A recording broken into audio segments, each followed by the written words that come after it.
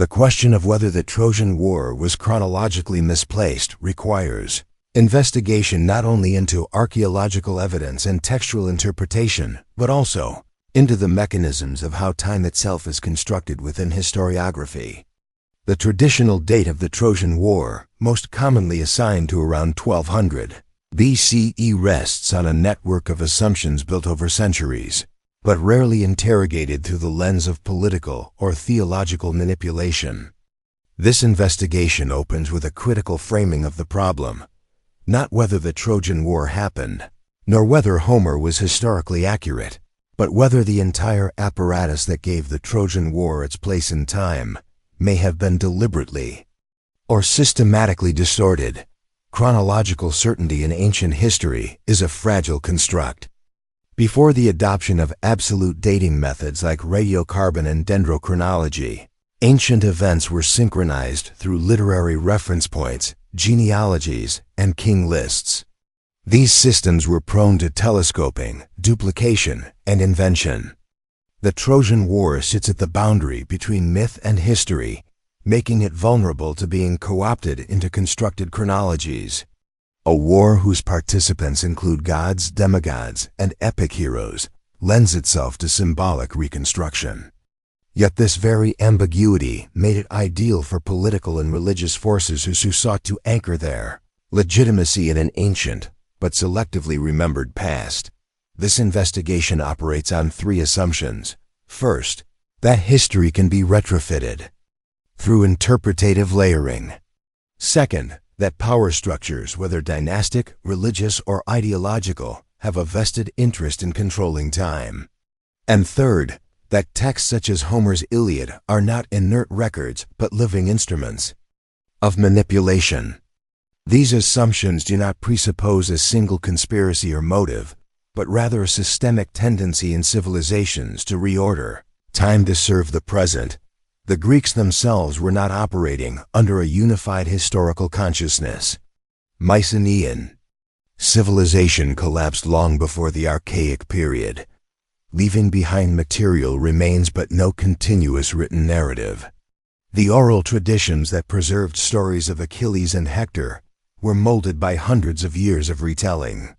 By the time Homeric epics were committed to writing in the 8th century BCE, they were already products of a reconstructed past. This reconstruction, we must ask, may not have been neutral. Was the fixing of Homer's tales to a particular era part of a larger ideological program?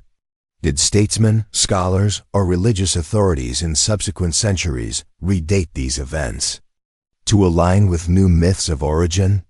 To pursue this question requires decentering the Iliad as a work of literature and recasting it as a chronological anchor within classical and post-classical identity. The Iliad functions not only as cultural memory, but as a pseudo-historical device. Its characters are mapped onto genealogies, its war is dated in relation to other known events, and its narrative arc is made to fit a linear progression of Greek development from Bronze Age warrior societies to democratic city-states. But what if this progression itself was fabricated? The suspicion deepens when one examines the emergence of systematized chronology in the Hellenistic and Roman periods. Before this systematization, time was fluid, relative, and often cyclical. Afterward, it became increasingly linear and interlinked with broader attempts to coordinate diverse traditions into coherent imperial or theological narratives. The dating of the Trojan War may have been solidified during this process, transforming a floating myth into a fixed historical point, not because evidence demanded it, but because ideology did. The goal of this investigation is not to refute the Trojan War, but to destabilize the certainty with which it is placed in history. The evidence-based textual, archaeological, and astronomical does not unanimously affirm the conventional dating. Rather, it reveals fractures, contradictions, and silences. These absences are as important as presences. They suggest that history, as received, has been curated. Understanding this curation means tracing the evolution of how the Trojan War was used. In archaic Greece, it served to bind aristocratic identities to heroic ancestries. In classical Athens, it provided moral and political lessons. In Hellenistic Alexandria, it was subsumed into a broader narrative of Greek superiority and intellectual dominance. In imperial Rome, it became a founding myth. In the Christian world, it was reinterpreted to fit a theological framework of world history. Each iteration required chronological embedding. Each demanded a date. That date supposedly based on genealogical synchronisms, Olympiad reckoning, and astronomical correlations may not reflect historical truth, but ideological necessity. This section, then, serves as the foundation for a systematic inquiry into the mechanisms of chronological control. Each subsequent section will focus on a specific line of investigation, from the archaeology of Troy to the literary politics of Homeric transcription, from Alexandrian scholarship to Christian historiography.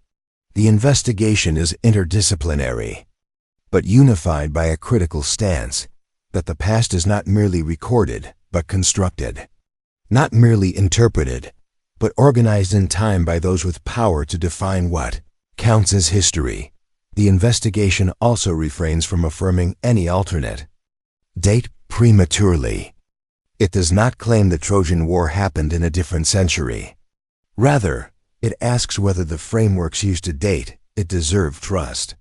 If they do not, then the burden shifts to those who uphold traditional chronology to prove its integrity. Until then, we must consider the unsettling possibility that one of the most iconic wars of antiquity may have never occurred, at least not when or how we have been told. The dating of the Trojan War is typically fixed around the 12th or 13th century BCE, most often cited as circa 1194 to 1184 BCE. This range, widely accepted in classical scholarship, is not based on contemporary records of the war, but on reconstructions from much later sources. The roots of this chronology are complex, built from a combination of literary tradition, later Greek chronographers, and attempts to synchronize Greek events with the histories of neighboring civilizations. However, none of these sources are contemporaneous with the war itself, and each brings assumptions that merit critical scrutiny. The earliest attempt to date the Trojan War with numerical precision comes from later Greek writers, particularly Eratosthenes, who calculated the war's start as 1193 BCE. He did so centuries after the supposed event, relying on oral traditions, genealogical lists, and inferred regnal lengths. These calculations were embedded in a framework that sought to create a continuous history from mythic times to the present of Hellenistic scholars. Yet Eratosthenes' methodology was more interpretive than empirical, and his result was accepted not due to definitive evidence, but because it filled a vacuum and gave scholars a working chronology. Additional support for this date came from historians, such as Apollodorus of Athens and the chronographer Castor of Rhodes, who relied heavily on the same tradition-bound materials. Their reconstructions often involved extrapolating the dates of the war by calculating backwards from known historical events, such as the First Olympiad, 776 BCE, and assigning fixed intervals to mythic periods. This reverse engineering assumed uniform generation lengths and accepted mythic genealogies as literal. Such assumptions introduce significant opportunities for error and fabrication, especially when the source material was oral, poetic, or highly symbolic. The canonical dating of the Trojan War further solidified during the Roman era, particularly as Roman historians seeking to link their origins to Troy through Aeneas required a firm temporal anchor for the war. In doing so, they legitimized a timeline that retroactively served political purposes. The dating became canon, not because it was proven, but because it was needed. Once Rome appropriated Troy as its mythical origin, the Trojan War had to be placed far enough in the past to avoid contradictions with Roman imperial timelines and biblical chronologies. Outside the Greek tradition, attempts to synchronize the war with Near Eastern chronologies, such as Egyptian or Hittite records, face similar complications. The identification of Ahiawa with the Achaeans and Wilusa with Troy, for instance, has led scholars to propose correlations with Hittite records. However, the correspondences are speculative and rely on linguistic parallels and ambiguous textual references. Moreover, the dating of the Hittite New Kingdom itself is not beyond dispute and is subject to revision based on new archaeological and astronomical evidence. Thus, any synchronization is provisional and circular when used to reinforce the traditional date of the Trojan War. Archaeological attempts to ground the date in material remains have largely centered on Hazarlik, the site identified as ancient Troy. The destruction layers at this site, particularly Troy Vi and Troy Via, have been proposed as candidates for the Homeric War. Troy VI was destroyed around 1300 BCE, while Troy VIIA suffered destruction in the late 12th century BCE. While these layers roughly coincide with the literary date, the archaeological evidence remains ambiguous. The destruction could have been due to earthquake, internal collapse, or regional conflict unrelated to a Pan-Aegean war. There is no clear indication of a large-scale Greek coalition or any cultural imprint that links the remains definitively to Homer's narrative. The credibility of the traditional date is further weakened by the evolution of Greek literacy and record-keeping. Homeric poems were not written down until the 8th century BCE, over 400 years after the proposed date of the war. This gap implies several centuries of oral transmission during which changes, insertions, and chronological repositioning could occur. It is during this period that the Trojan War likely transformed from a local memory or legend into a civilizational cornerstone. The dating in this context would not reflect historical memory but a cultural invention calibrated to serve emerging Greek identities. That this date became widely accepted is as much a product of consensus building as of critical assessment. Once embedded in education, literature, and imperial ideology, it became resistant to revision. Successive generations inherited the date as a given, not as a hypothesis.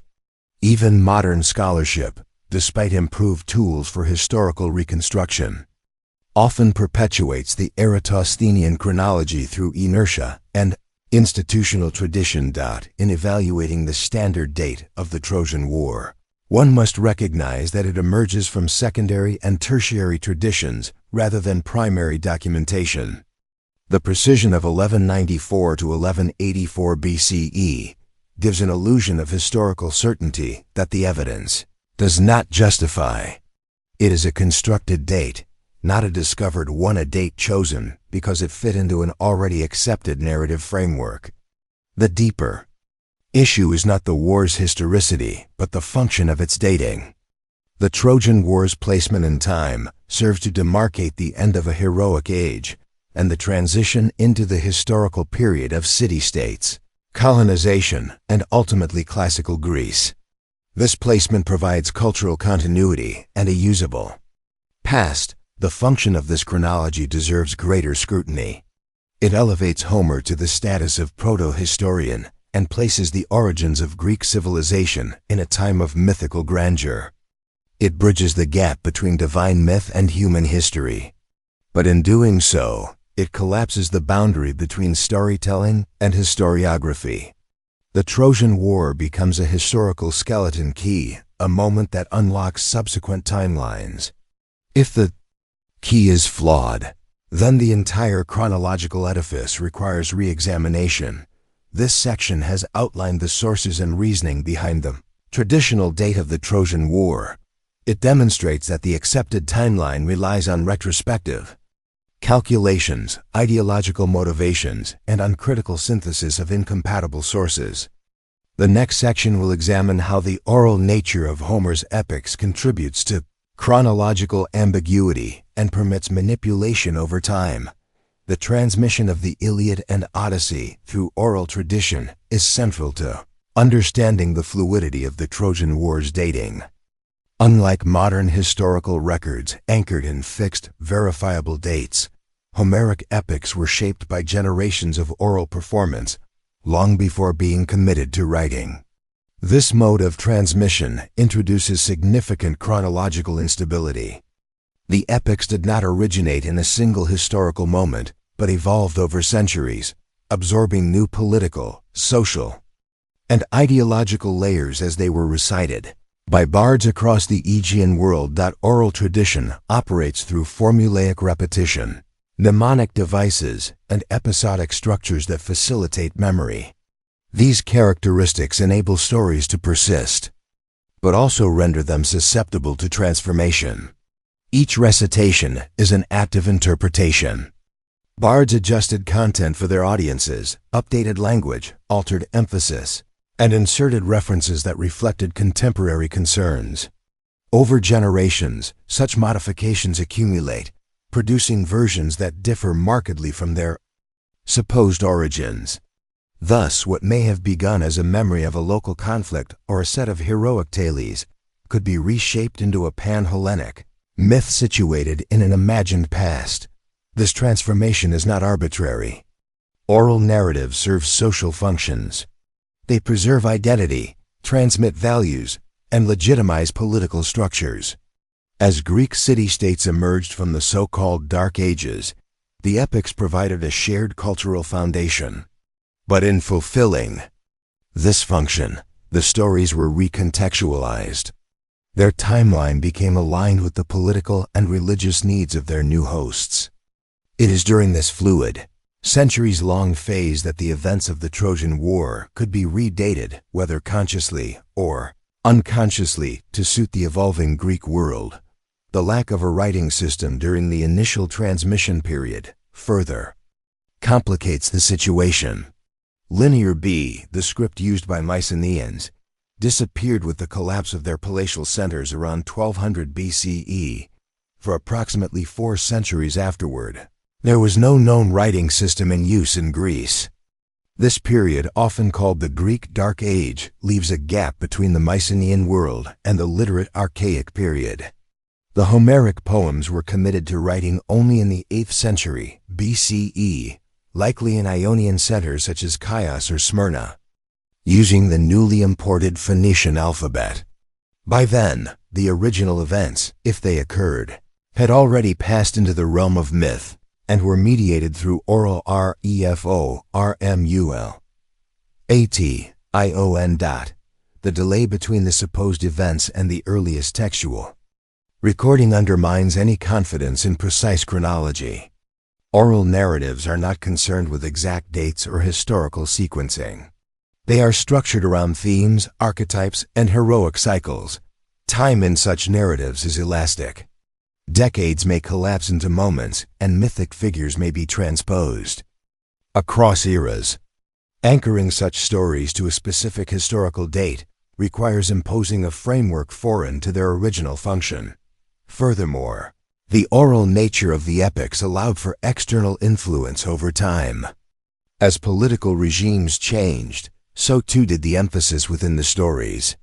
The elevation of certain heroes, the demonization of others, and the framing of battles could shift. As a result, the Trojan War narrative became a palimpsest, a layered text where traces of earlier versions coexist with later ideological overlays. These overlays could include chronologizing motifs, designed to place the war within a broader historical sequence. The possibility of intentional chronological distortion cannot be excluded. During the Archaic and Classical periods, rival city-states competed for cultural dominance. Claims to Homeric lineage, whether through descent from heroes, association with battle sites, or custodianship of epic tradition, became tools of prestige. Placing the war in a remote past enhanced the legitimacy of those who claimed continuity with that age. Conversely, bringing it too close to contemporary times risked undermining its mythic grandeur. The chosen date had to balance credibility with exaltation. Even after the epics were written down, the process of standardization did not eliminate variation. Multiple textual traditions circulated simultaneously.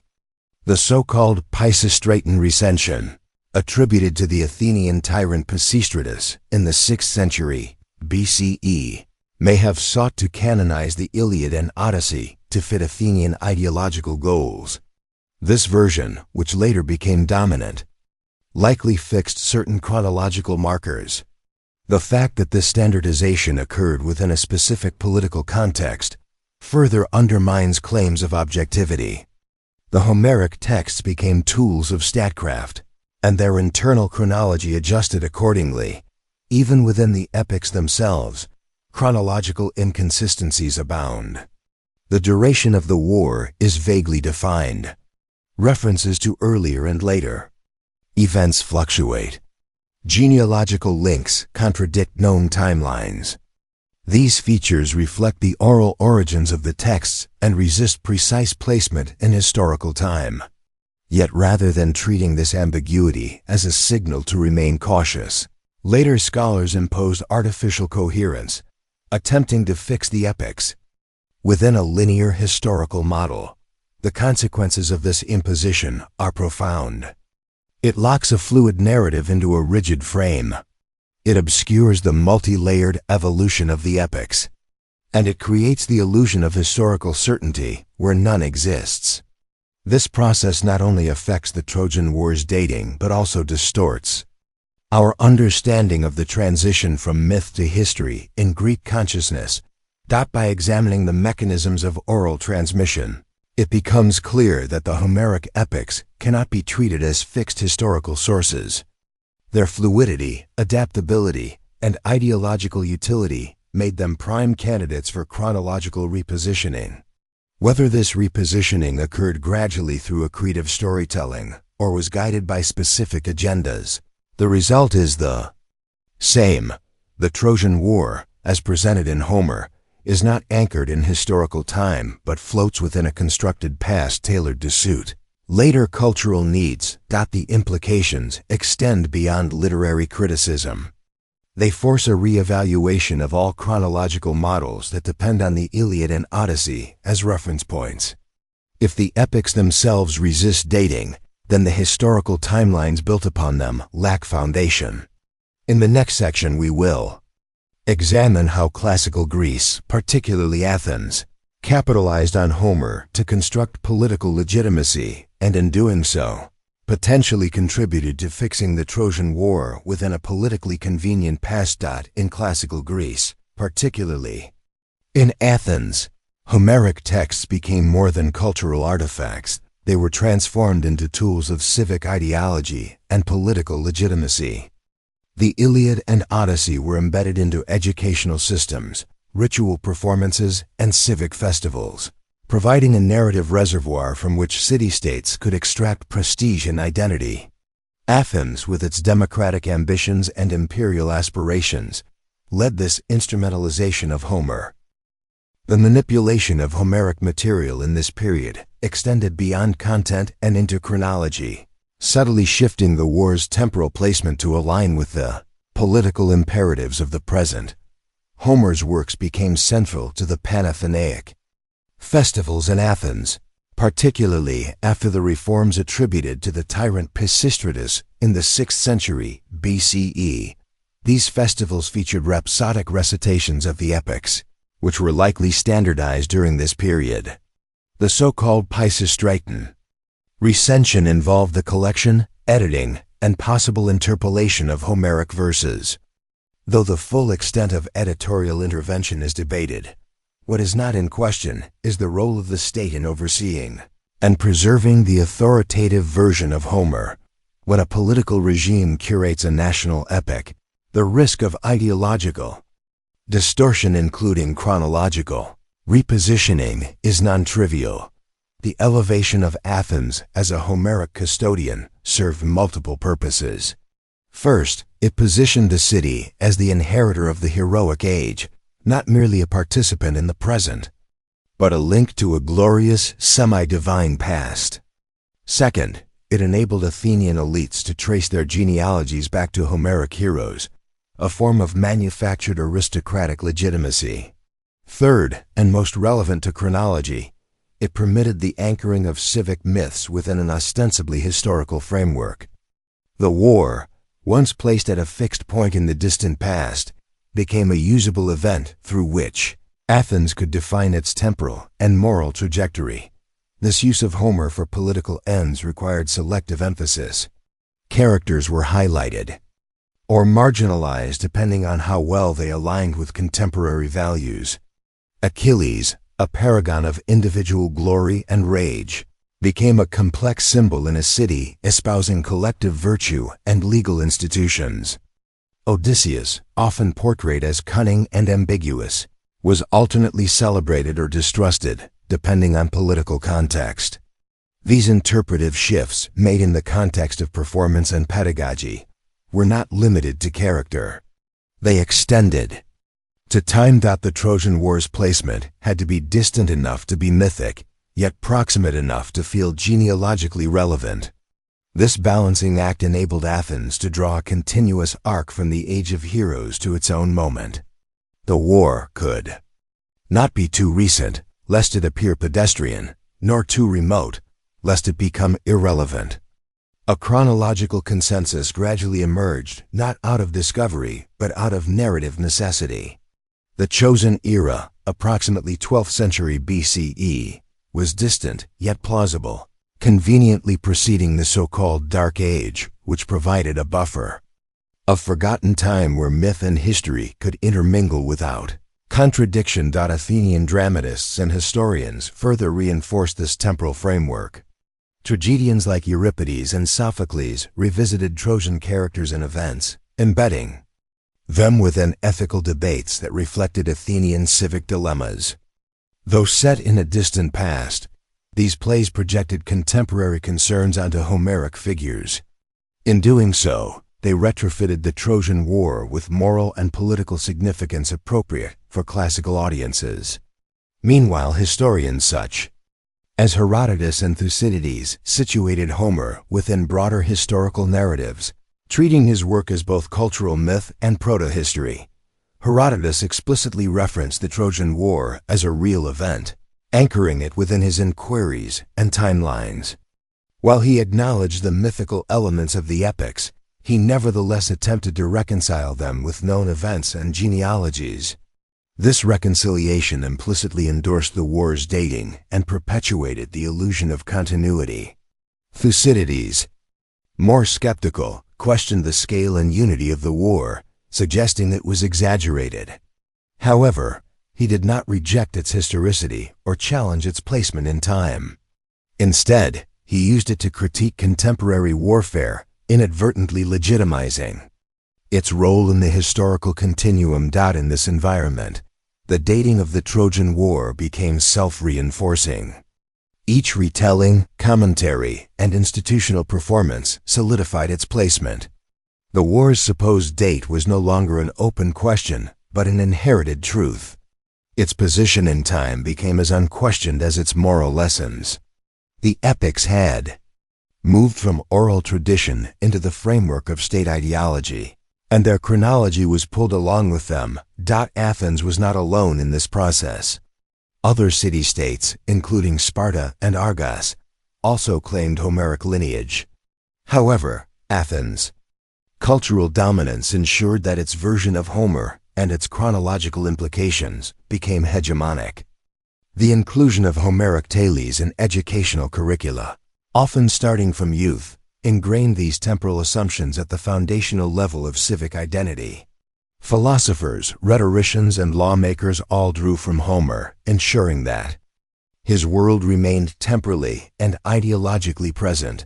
This temporal domestication of the Trojan War also served to position Greek civilization as the inheritor of an unbroken heroic legacy. The distance between myth and democracy, between Achilles and Pericles, was collapsed. History became a straight line, not a rupture. In this sense, The placement of the Trojan War was not merely a matter of historiographical interest, but of civilizational self-definition. Yet this construction masked deep discontinuities. The Greek Dark Age represents a period of massive upheaval and cultural collapse. No continuous political structures, writing systems, or institutional traditions survived from the Mycenaean world into classical Greece. The gap is not merely chronological, it is civilizational. Placing the Trojan War just before this rupture served to conceal the discontinuity. It allowed for a smooth narrative, where Greek identity could be traced without interruption. This concealment is inherently ideological. The strategic utility of this positioning calls into question the motives behind the war's accepted date. It suggests that the date is not the product of forensic reconstruction, but of mythic curation. It emerged not from critical evaluation of evidence, but from centuries of repetition under institutional sponsorship. Its endurance owes more to political expediency than historical rigor.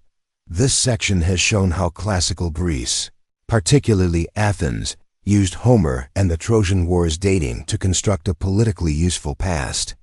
The next section will examine how Hellenistic scholars like Eratosthenes systematized this mythology into chronological fact, further reinforcing the illusion of historical continuity. The standardization of Greek chronology during the Hellenistic period marks a turning point in the institutionalization of myth as historical fact. Central to this process was Eratosthenes of Cyrene, a polymath based at the Library of Alexandria in the 3rd century BCE. Eratosthenes is credited with producing one of the first comprehensive chronological systems of Greek history, including a precise dating of the Trojan War. His approach combined literary tradition, regnal lists, mythic genealogies, Olympiad records, and inferred generational spans.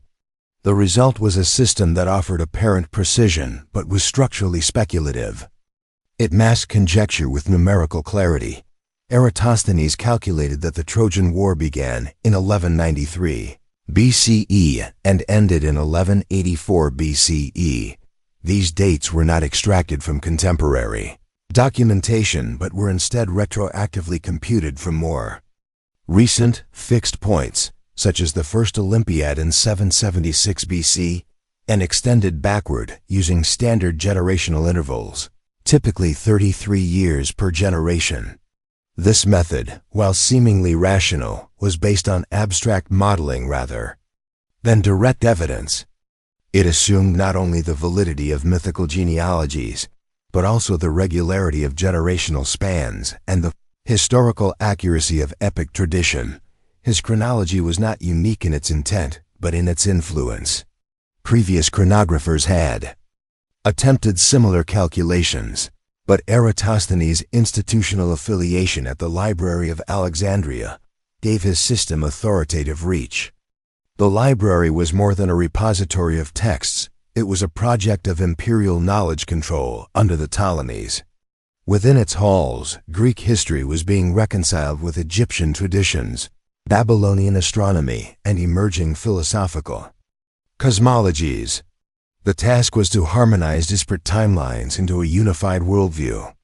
Eratosthenes' chronological system functioned as a tool for this harmonization. In the context of Alexandria, where Hellenistic rulers claimed both Greek and Egyptian legitimacy, a coherent and continuous Greek past was politically advantageous. The dating of the Trojan War became a cornerstone of this narrative. It allowed Greek identity to be rooted in a mythic antiquity that rivaled or exceeded the claims of older civilizations. The assignment of a specific date, like 1184 BCE, gave the illusion of temporal superiority. It placed Greek myth in alignment with the grand histories of the Near East, enabling Greek scholars to assert parity with Mesopotamian and Egyptian chronologies. Eratosthenes' calculations also coincided with a growing tendency in Hellenistic thought to rationalize mythology. This rationalization involved transforming gods into ancient kings, explaining miracles as natural events, and interpreting epics as veiled history. The dating of the Trojan War followed this trajectory. By treating Homer's stories as historical records rather than symbolic narratives, Eratosthenes contributed to a broader epistemological shift, the conversion of myth into pseudo-history.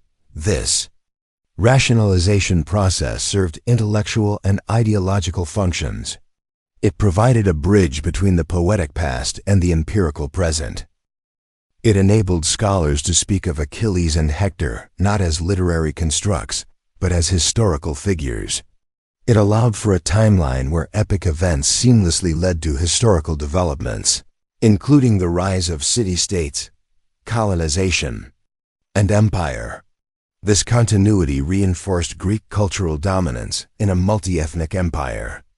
It also allowed the Ptolemaic regime to position itself as inheritors of a grand and ancient tradition.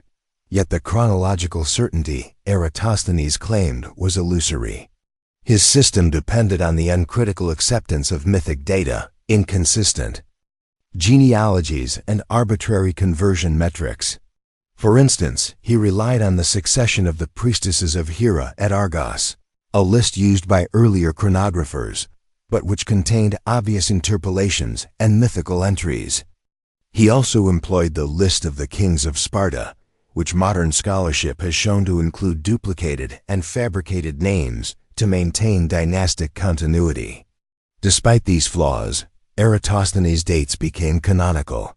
The authority of Eratosthenes' system was reinforced not by its accuracy, but by its institutional context. The Library of Alexandria, under royal patronage, represented the pinnacle of Hellenistic scholarship. Its conclusions carried weight across the Mediterranean. Later writers, including Roman historians and early Christian chronographers, adopted Eratosthenes' framework, further embedding his chronology into the foundations of Western historical consciousness that thought the consequences of this systematization were far-reaching. By fixing the Trojan War within a rigid timeline, later interpretations of history had to conform to its implications. Any archaeological, textual, or astronomical evidence that contradicted this placement was either reinterpreted or ignored. The dating became an axiom rather than a hypothesis. Historical events in the Aegean, Anatolia, and the Levant were sequenced around the Trojan benchmark, creating a chronological cascade that structured the ancient world. Moreover, the success of Eratosthenes' system set a precedent. It demonstrated that chronological frameworks, once codified by institutional authority, could override empirical uncertainty. This model would be replicated in later historical systems, including Roman annalistic historiography and Christian world chronologies. The Trojan War, in this respect, became the prototype for how myth could be transformed into historical anchor. Points by editorial fiat. This process raises fundamental questions about the relationship between knowledge and power. The dating of the Trojan War is not merely a scholarly issue. It reflects the capacity of intellectual institutions to shape collective memory. When myth is stabilized by calculation and institutional endorsement, it acquires the appearance of fact. Yet beneath this appearance lies a scaffold of speculation and ideological purpose. The chronological system of Eratosthenes, while impressive in scope, must be understood as a construct serving both academic rationalism and imperial ambition. Its precision is deceptive. Its acceptance was driven not by evidentiary robustness, but by the authority of those who propagated it. This recognition calls for a re-evaluation of all ancient chronologies built upon its model.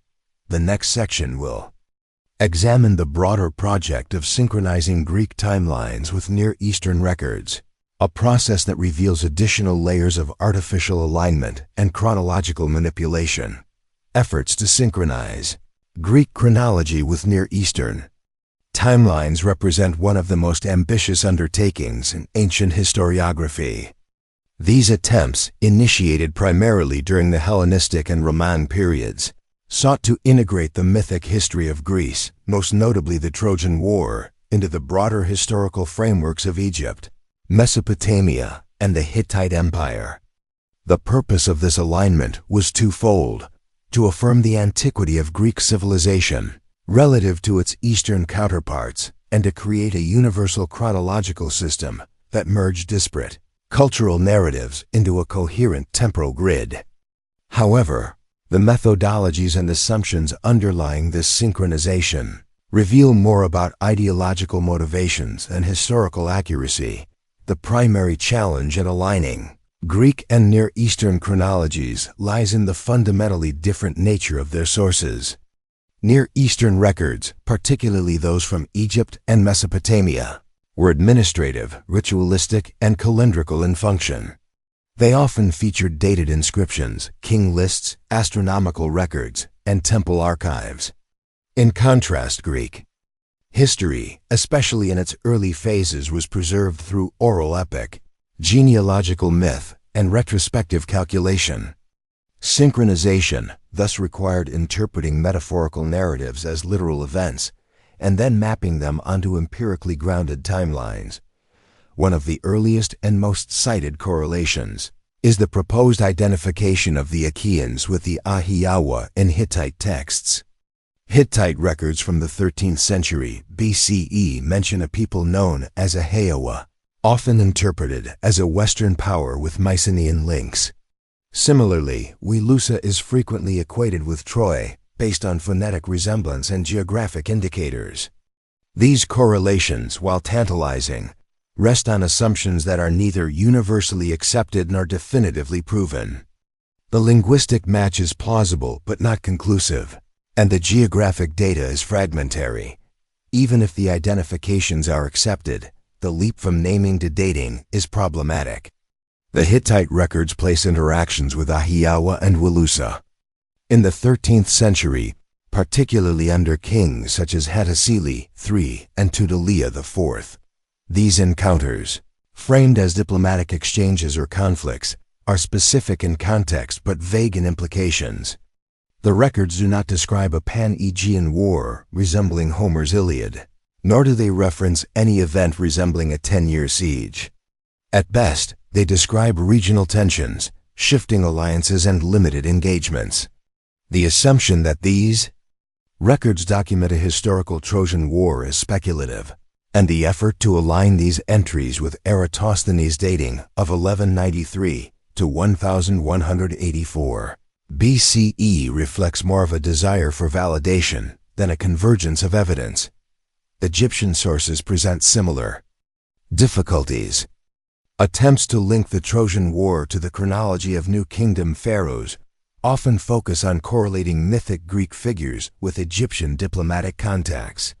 One example involves the Amarna letters, a cache of 14th century BCE correspondence between Egyptian pharaohs and foreign rulers. Some scholars have proposed identifying names within these letters with figures from Greek myth, though the connections are tenuous. There is no explicit mention of the Trojan War or its protagonists in any Egyptian source. The broader approach has been to locate the war within the reigns of Ramses II or Merneptah, simply because their reigns are well dated and fall near the traditional range assigned to the war. The issue deepens with Mesopotamian chronologies. Babylonian and Assyrian king lists, eclipse records, and temple inscriptions provide a relatively stable temporal structure, extending into the 2nd millennium BCE.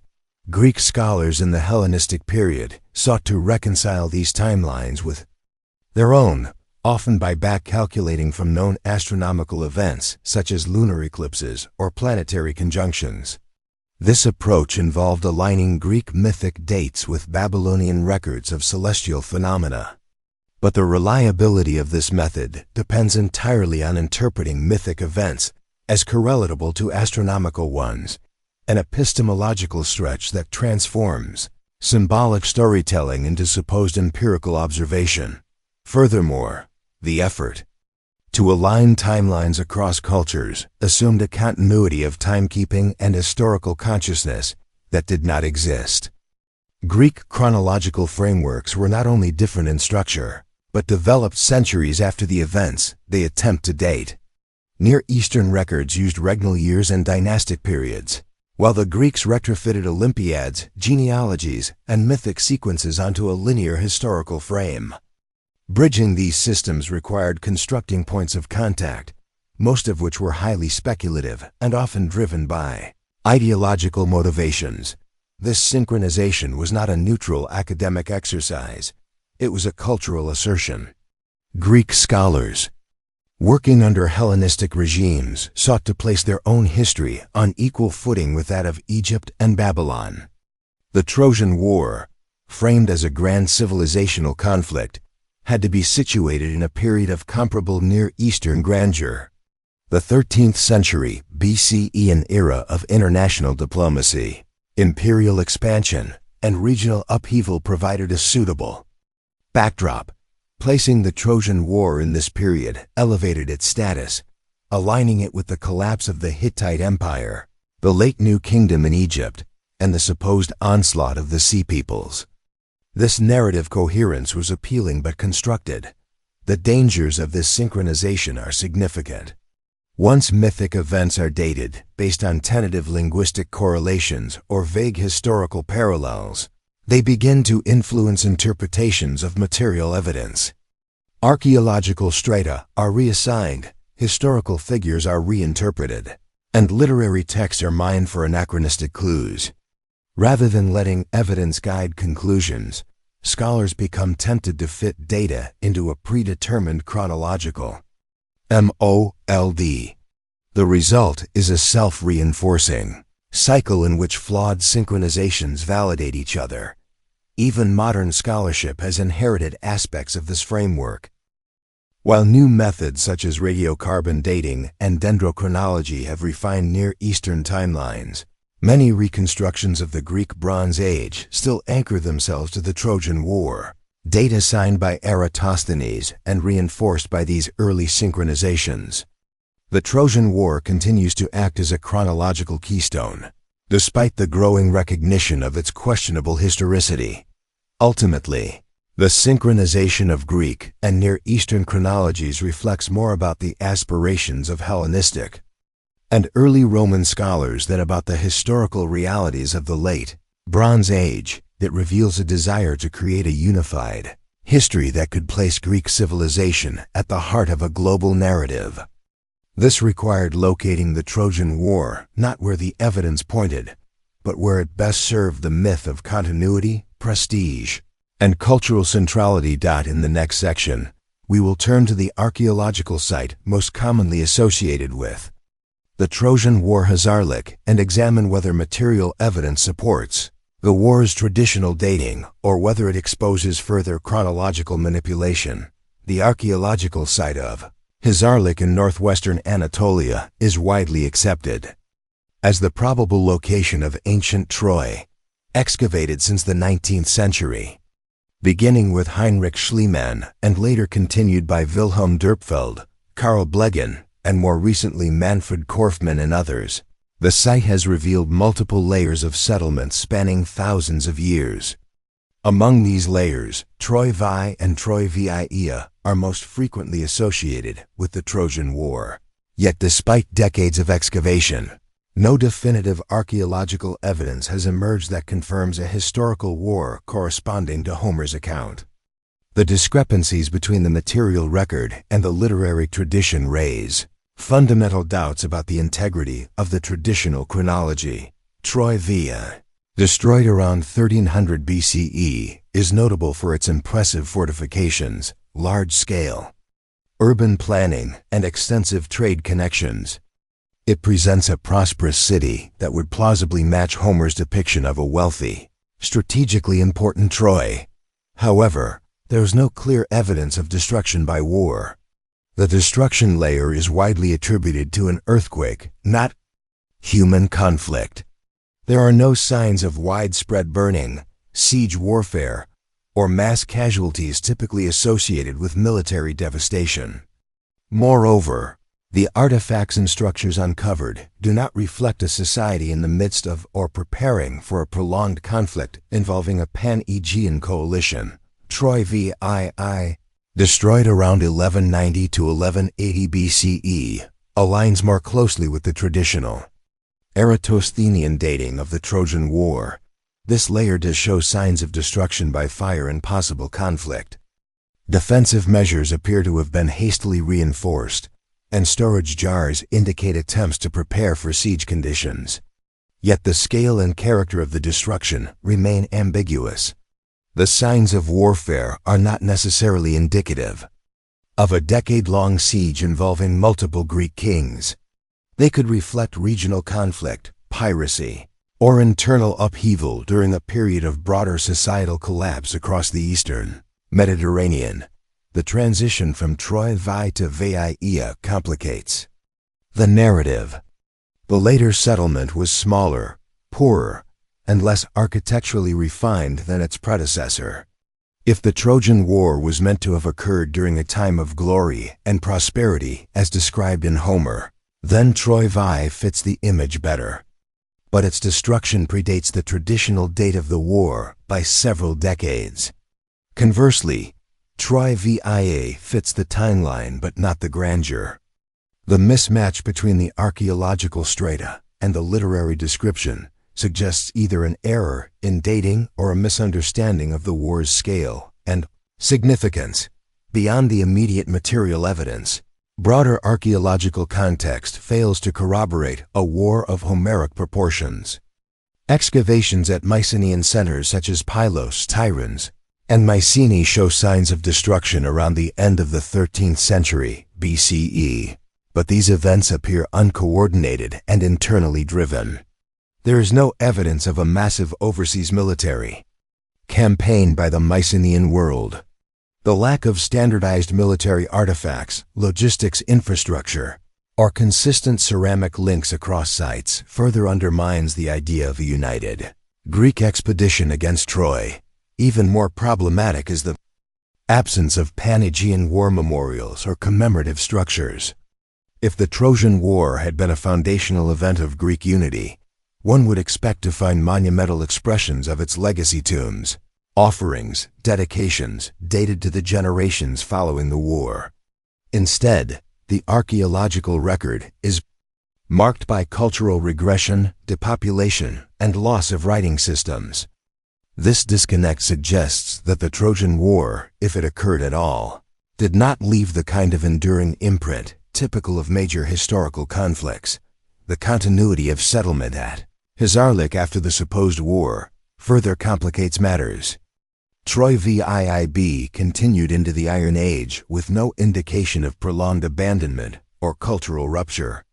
This contradicts the idea of a city annihilated by Greek forces and left in ruins, as implied by the Iliad and later epic traditions.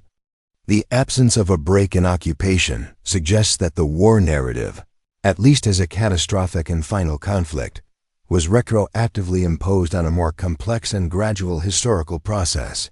Scholarly attempts to reconcile these gaps often rely on selective interpretation. Some propose that Homer conflated multiple wars across centuries into a single narrative. Others argue that the war was symbolic or representative of a class of conflicts rather than a singular event. While these theories offer flexibility, they do little to support a precise historical date for the war. Instead, they highlight the degree to which the traditional chronology depends on accepting a mythic narrative as a literal historical account.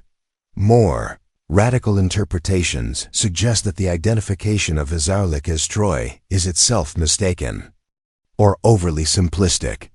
While the site clearly shows evidence of significant Bronze Age urbanization, the geographic details in Homer are vague and inconsistent. The Iliad describes a city near the sea, with specific topographies that do not align perfectly with Hazarlik's landscape. Some scholars have posited alternative locations for Troy, from the southern coast of Anatolia to Thrace, though none have gained consensus. The uncertainty of Troy's exact location further undermines confidence in any associated chronological claims. The archaeological silence is perhaps most deafening in its failure to confirm any historical memory of the war within the material. culture of the Late Bronze Age. No inscriptions, tablets, or local narratives from the Mycenaean or Hittite worlds reference a war resembling Homer's epic. This absence is notable given the bureaucratic sophistication of both civilizations, which maintained detailed records of even minor events. If the Trojan War had been a major geopolitical event, it is statistically improbable that no contemporary records would mention it. Instead, the war enters the historical consciousness through oral tradition many centuries after its supposed occurrence. By the time it is written down, it is already embedded in a mythic framework. This temporal gap allows for the insertion of ideological agendas, recontextualizations, and chronological manipulations. The archaeological record, far from corroborating the war, resists its narrative structure and temporal placement. What emerges from a sober analysis of the site at Hisarlik is a layered history of urban development, destruction, and continuity, none of which aligns cleanly with the literary construct of the Trojan War.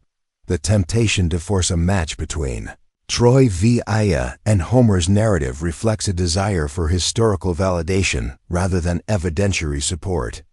The material record does not disprove the possibility of a war, but it does challenge the confidence with which it has been dated and interpreted.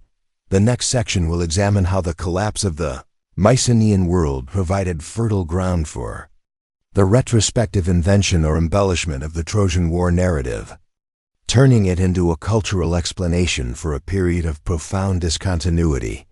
The collapse of the Mycenaean civilization in the late 13th and early 12th centuries BCE stands as one of the most significant discontinuities in ancient history. Once characterized by palatial centers, bureaucratic administration, extensive trade, and monumental architecture, the Mycenaean world disintegrated over a relatively short period. Linear B-script vanished, central authority dissolved, and population centers were abandoned or diminished. This systemic collapse left a profound void politically, culturally, and historically. In the wake of this silence, the Trojan War narrative appears not as a record of the collapse, but as a retrospective explanation imposed upon it. The story may not describe an actual war, but instead serve as a symbolic device to make sense of civilizational decline. The historical record of the Mycenaean world is administrative rather than literary. Linear B tablets catalog goods, people, and religious offerings, but contain no narratives or historiographical texts. There is no Mycenaean epic tradition preserved in the script. With the fall of the palace economies around 1200 BCE, the literate capacity of the region ceased. For approximately 400 years, the Greek world entered a phase characterized by poverty, migration, and loss of centralized control, the so-called Dark Age. When writing returned in the 8th century BCE, it came with a new script, new political structures, and an entirely different worldview. This long interruption created a rupture in historical consciousness. The later Greeks were separated from their Mycenaean ancestors, not by a continuous lineage but by a cultural abyss. The Homeric epics emerged during this process of reconstruction. They were not inherited documents but creative acts of memory, recombination, and ideological projection. In this context, the Trojan War narrative operated as a bridge. It offered a way to connect the present to a glorious, semi-divine past. More importantly, it provided an explanatory framework for the collapse of that past. The destruction of Troy, as framed in the epics, became a proxy for the broader destruction of the Aegean world. By locating the fall of a magnificent city at the hands of a Greek coalition, the narrative externalized catastrophe. Instead of seeing the Mycenaean collapse as the result of internal fragility, systemic overstretch, or environmental shock, the story relocated the origin of destruction to a distant foreign conflict. Troy's fall explained the end of Mycenaean grandeur, while simultaneously preserving the heroism and unity of the Greeks. This narrative mechanism serves a double function. First, it grants continuity. The Greeks of the 8th century could claim descent from heroic ancestors who had fought at Troy. Second, it displaces responsibility. The collapse of the palatial world was not due to Greek failure, but to the natural conclusion of a grand epic campaign. By memorializing this campaign as a foundational event, the epics reframed catastrophe as triumph. The war's duration, alliances, and tragic aftermath introduced moral lessons and cultural values that fit the needs of the new, polis-based societies. Such retrospective myth-making is not unique to Greece. Societies emerging from collapse frequently generate origin stories that reinterpret the causes of disruption. These stories tend to elevate the preceding era as a golden age, identify a climactic event to explain its end, and embed the new society within a continuum of meaning. In this sense, the Trojan War narrative is less a memory of an actual event and more a cultural response to loss and discontinuity. Its timing was crafted to correspond not to what happened, but to what needed to be believed. This need was particularly acute in the archaic period, when city-states were forming their identities and institutions. The absence of historical documentation from the Mycenaean period left a vacuum. Oral tradition filled this space, but it did so by projecting back from the present. The resulting stories were not faithful transmissions of Bronze Age events, but reconstructions shaped by the political, ethical, and theological values of the 8th and 7th centuries BCE. The Trojan War, in this context, reflects the priorities of those centuries, not of the era it purports to describe. Moreover, the epics do not function as war chronicles. They do not provide dates, logistics, or geopolitical context. Instead, they offer archetypes, moral dilemmas, and existential struggles. These features align better with mythic encoding than historical reporting. Their use of supernatural causality, divine intervention, and heroic fate further removes them from the genre of history. They are stories crafted to explain identity, hierarchy, and legitimacy, not to record fact. If the Trojan War story emerged after the collapse, then its dating becomes a deliberate choice. Placing the war at the very end of the Mycenaean period grants it explanatory power. It becomes the terminal event that precipitated decline. But this placement is not compelled by evidence, it is a narrative imposition. There is no contemporaneous account of the war, no inscription commemorating victory, no palace record describing casualties or tribute. The war exists in memory alone, shaped and reshaped to meet the needs of those who told it. This hypothesis that the Trojan War story was crafted to explain the Mycenaean collapse also aligns with the structural features of the epics. The war marks the end of an era after which the surviving heroes scatter, empires fall, and divine favor recedes. This transition echoes the actual historical rupture, even if it does not describe it directly. The return journeys of the heroes, full of misfortune and loss, mirror the disintegration of Mycenaean networks and the fragmentation of its population centers. The epics become mythic dramatizations of civilizational trauma. Understood in this way, the Trojan War's dating is a product of ideological function. It had to be located immediately before the historical void. This placement allowed for a seamless narrative arc from heroism to collapse to rebirth. It provided a foundation myth that justified present institutions and identities, but it also meant retroactively projecting a constructed event into a specific time slot. The war's date, therefore, reflects the logic of myth-making, not the findings of historiography. The implications of this reconstruction are significant. They suggest that the Trojan War is not misdated in the sense of being a real event placed in the wrong century. Rather, it may be a symbolic fiction assigned to a particular historical juncture to fulfill cultural need. Its dating is precise because it had to be, not because it was known, but because it was necessary. This necessity overruled evidentiary gaps, archaeological contradictions, and chronological inconsistencies. The next section will examine how, during the Hellenistic period, the myth of Troy was further reframed under the influence of Alexandria and the Ptolemaic dynasty, where religious and political motives drove additional chronological entrenchment. The intellectual environment of Hellenistic Alexandria, centered around the library and museum, represented one of the most ambitious projects of cultural centralization. In the ancient world, under Ptolemaic patronage, scholars attempted not merely to preserve Greek knowledge, but to refine, catalog, and harmonize it with the histories of other civilizations.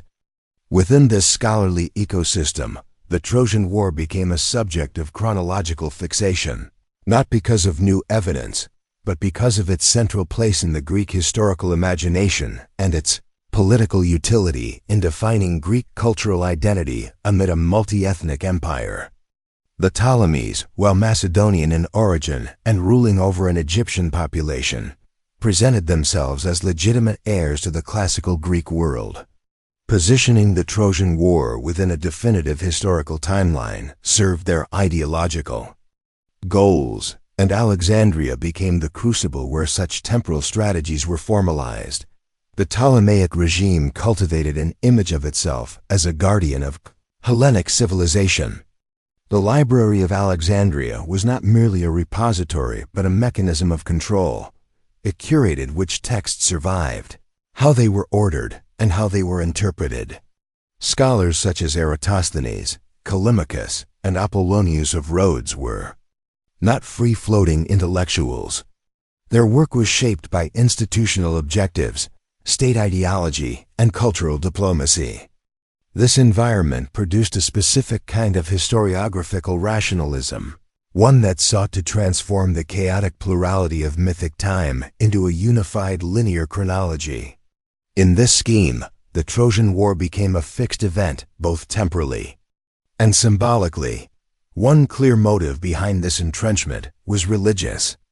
The Ptolemies positioned themselves as divine rulers within an inherited cosmology that included both Egyptian and Greek elements. To function effectively as hybrid monarchs, they required a version of the Greek past that was stable and venerable. The Trojan War, representing the culmination of the heroic age, provided a foundation for Greek cultural supremacy. Its temporal placement needed to be secure to establish an authoritative lineage from myth to monarchy. By anchoring the war to the 12th century BCE, Ptolemaic ideology could present the Greek world as not only ancient, but structurally superior to the barbarian civilizations it now ruled. Chronological manipulation served this ideological narrative. The war had to be ancient enough to predate the rise of other empires, such as Persia and Rome, but not so ancient as to lose connection with identifiable institutions and genealogies. The construction of such a timeline allowed the Ptolemaic regime to place itself in the direct line of Greek civilization, as inheritors of Homeric virtue and classical knowledge. It was a political fiction that required chronological rigidity. Another mechanism of reinforcement was literary canonization. The Alexandrian scholars, particularly Callimachus, created bibliographic systems that prioritized certain texts and excluded others. The Homeric epics were elevated as authoritative historical accounts, and their details were increasingly treated as empirical data. Debates over minor inconsistencies in the Iliad were pursued with forensic intensity, as if resolving these points would clarify real events. This interpretive literalism converted poetic elements into historical artifacts, thereby obscuring the mythical foundations of the narrative. Furthermore, the Ptolemies engaged in cultural diplomacy that extended the Trojan myth beyond the Greek world, by aligning Greek heroes with the founders of foreign cities, or embedding them in genealogical lists that connected to other cultures. The regime fostered a sense of global antiquity centered on Hellenism. The war was no longer just a Greek event. It was reimagined as a civilizational turning point for the entire Mediterranean. Such broad claims necessitated a fixed and unquestioned date for the conflict, The alignment of Trojan chronology with Egyptian timelines also played a role. Egyptian king lists, already systematized in temple inscriptions and priestly records, presented a long-standing chronological framework that demanded integration. If the Greeks were to claim historical parity or superiority, their past had to be coordinated with this Egyptian scheme. Dating the Trojan War within a period of known Egyptian history allowed Hellenistic scholars to align the fall of Troy with the late 19th or early 20th dynasties, thus embedding Greek myth within a broader historical narrative that included Ramses II, the Sea Peoples, and the decline of Egyptian imperial power. This synchronization, however, involved interpretive sleight of hand. Egyptian sources do not mention the war or its protagonists.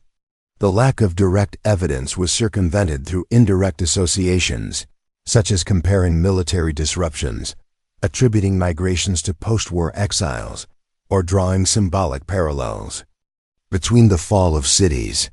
The war's placement was justified not by documentation, but by perceived thematic resonance. These analogies were not accidental. They were curated to reinforce the narrative of Greek antiquity and its civilizational relevance. Even the aesthetic representations of the Trojan War in Alexandrian art and literature contributed to its temporal embedding. Vase paintings, sculptures, and epic retellings such as the Posthumerica reinscribed the war into the cultural consciousness as a definitive historical moment. Each representation was treated as if it reinforced the historical plausibility of the event.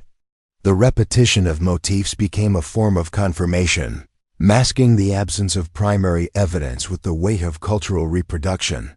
This period also saw the exportation of Trojan themes into Roman thought. The Ptolemies maintained diplomatic relationships with emerging Roman elites, many of whom adopted Trojan ancestry through the myth of Aeneas. This shared foundation myth further incentivized the stabilization of Trojan chronology. The more clearly the war was dated, the more it could serve as a universal civilizational benchmark. Its date became an international anchor around which Roman and Hellenistic identities could orbit. What Alexandria accomplished, then, was the institutionalization of a constructed past. By embedding the Trojan War into a universal chronological framework, it converted myth into pseudo-history and fiction into ideological infrastructure. This transformation was not driven by discovery, but by necessity. The war's date had to be known because it had to be useful. The consequences of this entrenchment extended well beyond Alexandria. Later, Roman, Byzantine, and Christian chronographers would adopt the Alexandrian model, often without questioning its premises. The Trojan War became a temporal fixture, assumed to be real because it had been dated. Yet this dating originated not in evidence, but in the political and theological imperatives of a Hellenistic regime seeking legitimacy in a multicultural empire. In the next section, the focus will shift to the influence of early Christian thinkers and their incorporation of Trojan chronology into biblical world history, further demonstrating how the war's dating was not only maintained, but repurposed to serve theological doctrines. The appropriation of Trojan chronology by early Christian thinkers marked a significant transformation in the war's role within historical consciousness. No longer just a Hellenic or Hellenistic cultural artifact, the Trojan War became embedded in broader theological frameworks that sought to organize all of human history into a linear, divinely guided narrative. In this context, the Trojan War was not merely retained but strategically repurposed. It was aligned with the genealogies of Genesis, the post-Diluvian timeline of the Hebrew Bible, and the larger Christian doctrine of providential history. This integration was not driven by independent historical verification, but by a desire to harmonize disparate traditions into a singular, teleologically ordered past. In doing so, early Christian chronographers reinforced the fixed date of the Trojan War, even as they subjected it to new interpretive demands. the need for temporal integration arose from the central, Christian objective of framing all world events within a biblical cosmology. Thinkers such as Eusebius of Caesarea and Jerome compiled vast chronological tables in which they aligned Greek, Roman, Persian, Egyptian, and biblical timelines. These chronographies often relied on earlier Hellenistic sources, particularly those filtered through Alexandrian systems, including the chronology of Eratosthenes. The date of the Trojan War by then stabilized around the late 13th or early 12th century BCE was accepted not because of its intrinsic reliability, but because it fit conveniently within the proposed post-flood timeline of biblical history. This harmonization was theological in nature. The Christian conception of time was linear, progressing from creation through key events such as the flood, the Exodus, the birth of Christ toward a final eschatological fulfillment. To maintain this structure, every major event outside the Bible had to be dated in relation to it. The Trojan War, being central to Greek identity and literature, could not be ignored. Instead, it was reinterpreted as part of the Gentile historical stream running parallel to, and ultimately subordinate to, the sacred history of the Israelites. Eusebius' Chronicon, a monumental work of comparative chronology, included the Trojan War as a fixed entry point within a longer sequence of kings, prophets, and empires. By doing so, he effectively canonized its date, placing it alongside biblical events such as the reign of the judges in Israel or the rise of the Assyrian Empire.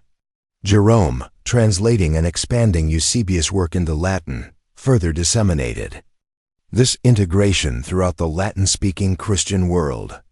The war became a reference point for calculating the age of the world, the time of the patriarchs, and the emergence of various Gentile peoples.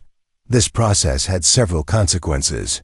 First, it converted a pagan myth into a chronological certainty by embedding it within a sacred schema. Second, it universalized the Trojan War's relevance, making it a temporal fixture not only for Hellenic or Roman identities, but for Christian historiography writ large. Third, it sealed the war's date within a closed chronological system that could not be easily challenged without destabilizing the entire theological architecture. The Christian chronographers were not merely passive recipients of Hellenistic history. They reshaped it to serve ecclesiastical priorities. In the case of the Trojan War, they reinterpreted it as both real and providentially timed. Some early Christian authors even speculated about the descendants of the Trojans as part of the divine plan for human dispersion after Babel. In this reading, the war became not just an ancient conflict, but a divinely permitted episode that set the stage for later empires, particularly Rome, which itself traced its ancestry to Aeneas, the Roman claim of Trojan descent, adopted into Christian imperial ideology under Constantine and his successors, further reinforced the war's chronological placement. The Aeneid by Virgil, already a foundational myth of Roman identity, was co-opted into Christian thought as a prefiguration of Rome's divine mission. This allowed Christian intellectuals to retain the war's date while transforming its meaning. What began as a pagan epic now functioned as a prelude to the Christian empire, ordained by God and retrofitted into salvation history. The durability of the Trojan War's dating within Christian historiography is especially evident in medieval chronicles. Works such as Isidore of Seville's Etymologia and Bede's Ecclesiastical History of the English People preserved and reproduced the established dates of the war, often in the form of tables or synchronized regnal lists. The dates were treated as fixed established facts to be incorporated into larger moral narratives. Questions of historical accuracy were subordinated to the need for continuity and order. This chronological rigidity persisted despite growing textual inconsistencies. Biblical and classical genealogies often conflicted. Reigns overlapped ambiguously, and foreign chronologies introduced contradictions. Yet instead of prompting revision, these tensions were managed through theological harmonization. Apparent discrepancies were explained away through allegory, typology, or the assertion of different chronographic eras. The Trojan War's date remained untouched, its position solidified by centuries of repetition and the imprimatur of sacred history. What emerged from this process was not a historically verified chronology, but a doctrinal one. The Trojan War became a node within a theological map of time, legitimized not by evidence, but by its utility in affirming Christian worldviews. Its chronological placement, inherited from Greek and Roman sources, acquired new authority through its incorporation into Christian eschatology. In effect, the war was baptized not through reinterpretation alone, but through temporal integration. This transformation also insulated the date from critical scrutiny. By embedding it within a sacred narrative, Christian thinkers made it taboo to question the war's timing. Any revision of its date risked disrupting the carefully constructed synchronicity of sacred and secular events. Thus, the war's place in time became a matter of faith as much as historiography, the chronological manipulation evident in Christian appropriations of the Trojan War further highlights the constructed nature of the war's dating.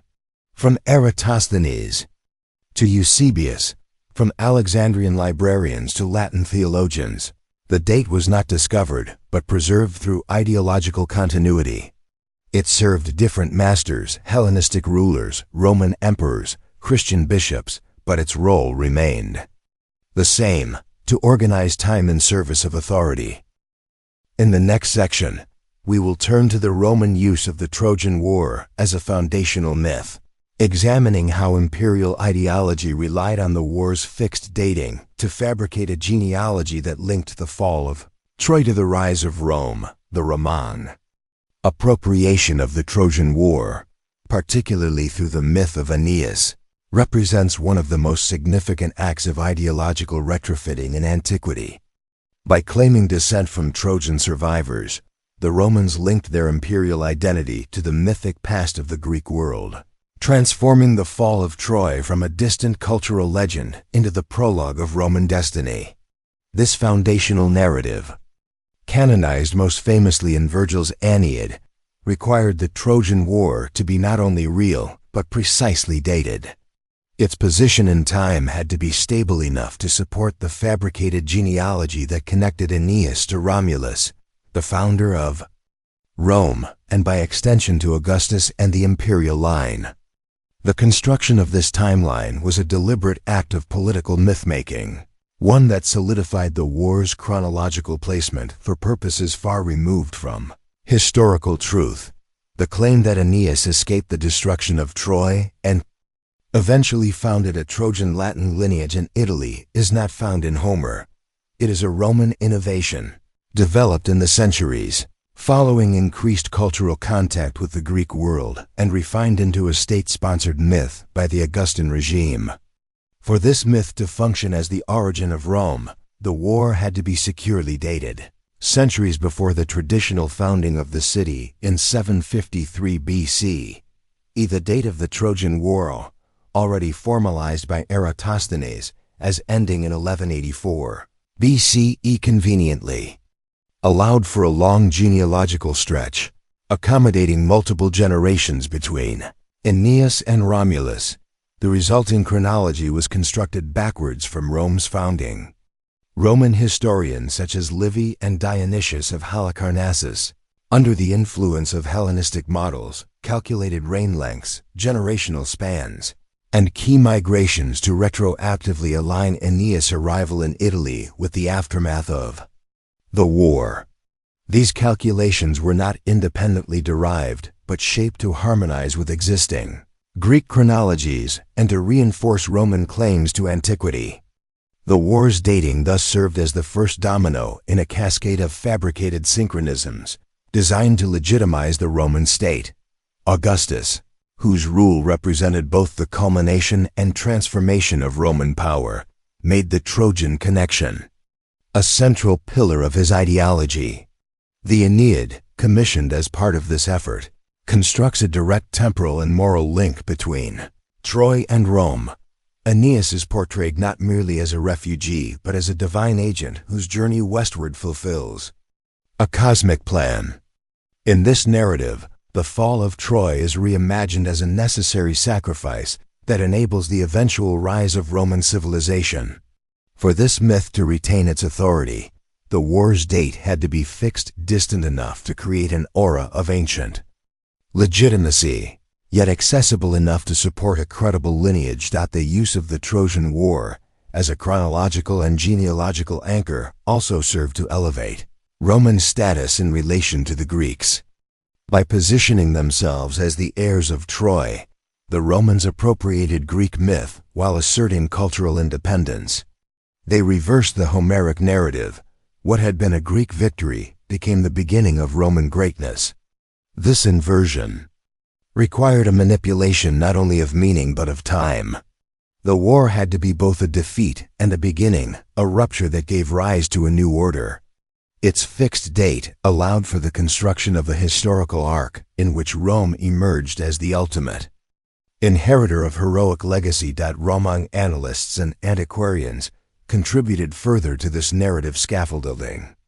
They compiled lists of Trojan exiles, Latin kings, and early magistrates to fill the centuries between the war and the founding of the Republic.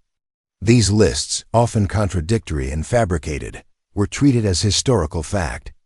The earlier the war was placed, the more space was available to insert intermediaries, ensuring that Rome's origins appeared both ancient and uninterrupted. Chronology became a tool of imperial continuity. The implications of this constructed timeline extended beyond Rome. As Roman power expanded, the Trojan narrative was exported across the empire. Provincial elites adopted Trojan ancestry as a mark of distinction, while Roman historians placed the war at the center of a civilizational succession that justified imperial rule. The war's date functioned as a chronological anchor that bound together disparate histories into a single trajectory culminating in Roman hegemony. The religious dimension of this mythologized chronology should not be overlooked. Augustus portrayed himself as a new Aeneas, destined to renew the world. Temples, rituals, and public monuments reinforced this image. The fixed date of the Trojan War underpinned the sacralization of Roman history, transforming time itself into a vehicle of divine will. This sanctified chronology merged seamlessly with later Christian adaptations, as the war's timing and symbolic value were preserved even as its theological meaning shifted. What is clear from this process is that the war's date was never a product of disinterested scholarship. It was manipulated to suit evolving political needs, from the genealogical ambitions of early Roman aristocracy to the imperial theology of the Augustan age. The war's temporal placement, fixed centuries earlier by Greek scholars, proved remarkably useful for Roman mythmaking. It provided a starting point that required no empirical justification, only narrative consistency and rhetorical power.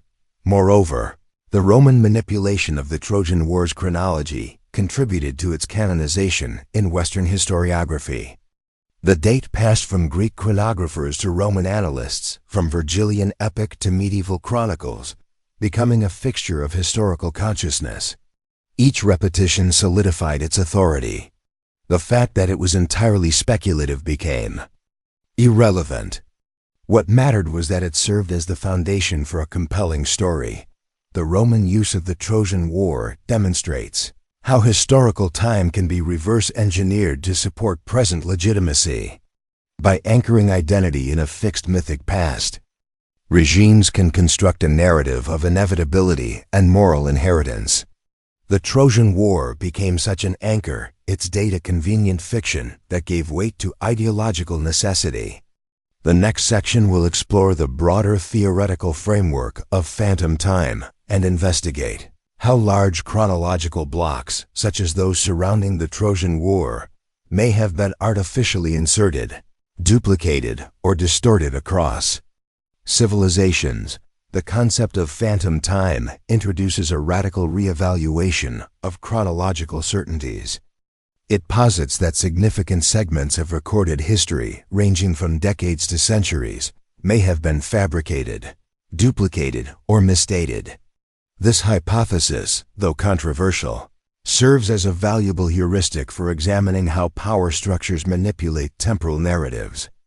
In the context of the Trojan War, phantom time theory invites scrutiny into whether the chronological placement of the war was artificially inserted into a historical framework that was later normalized and canonized. Rather than focusing on outright invention, the emphasis lies on reallocation.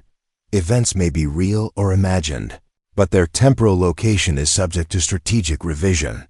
Phantom time theory was most famously articulated by Herbert Illig in the 1990s, who argued that approximately 300 years of European history, specifically between 614 and 911 CE, were invented during the early Middle Ages.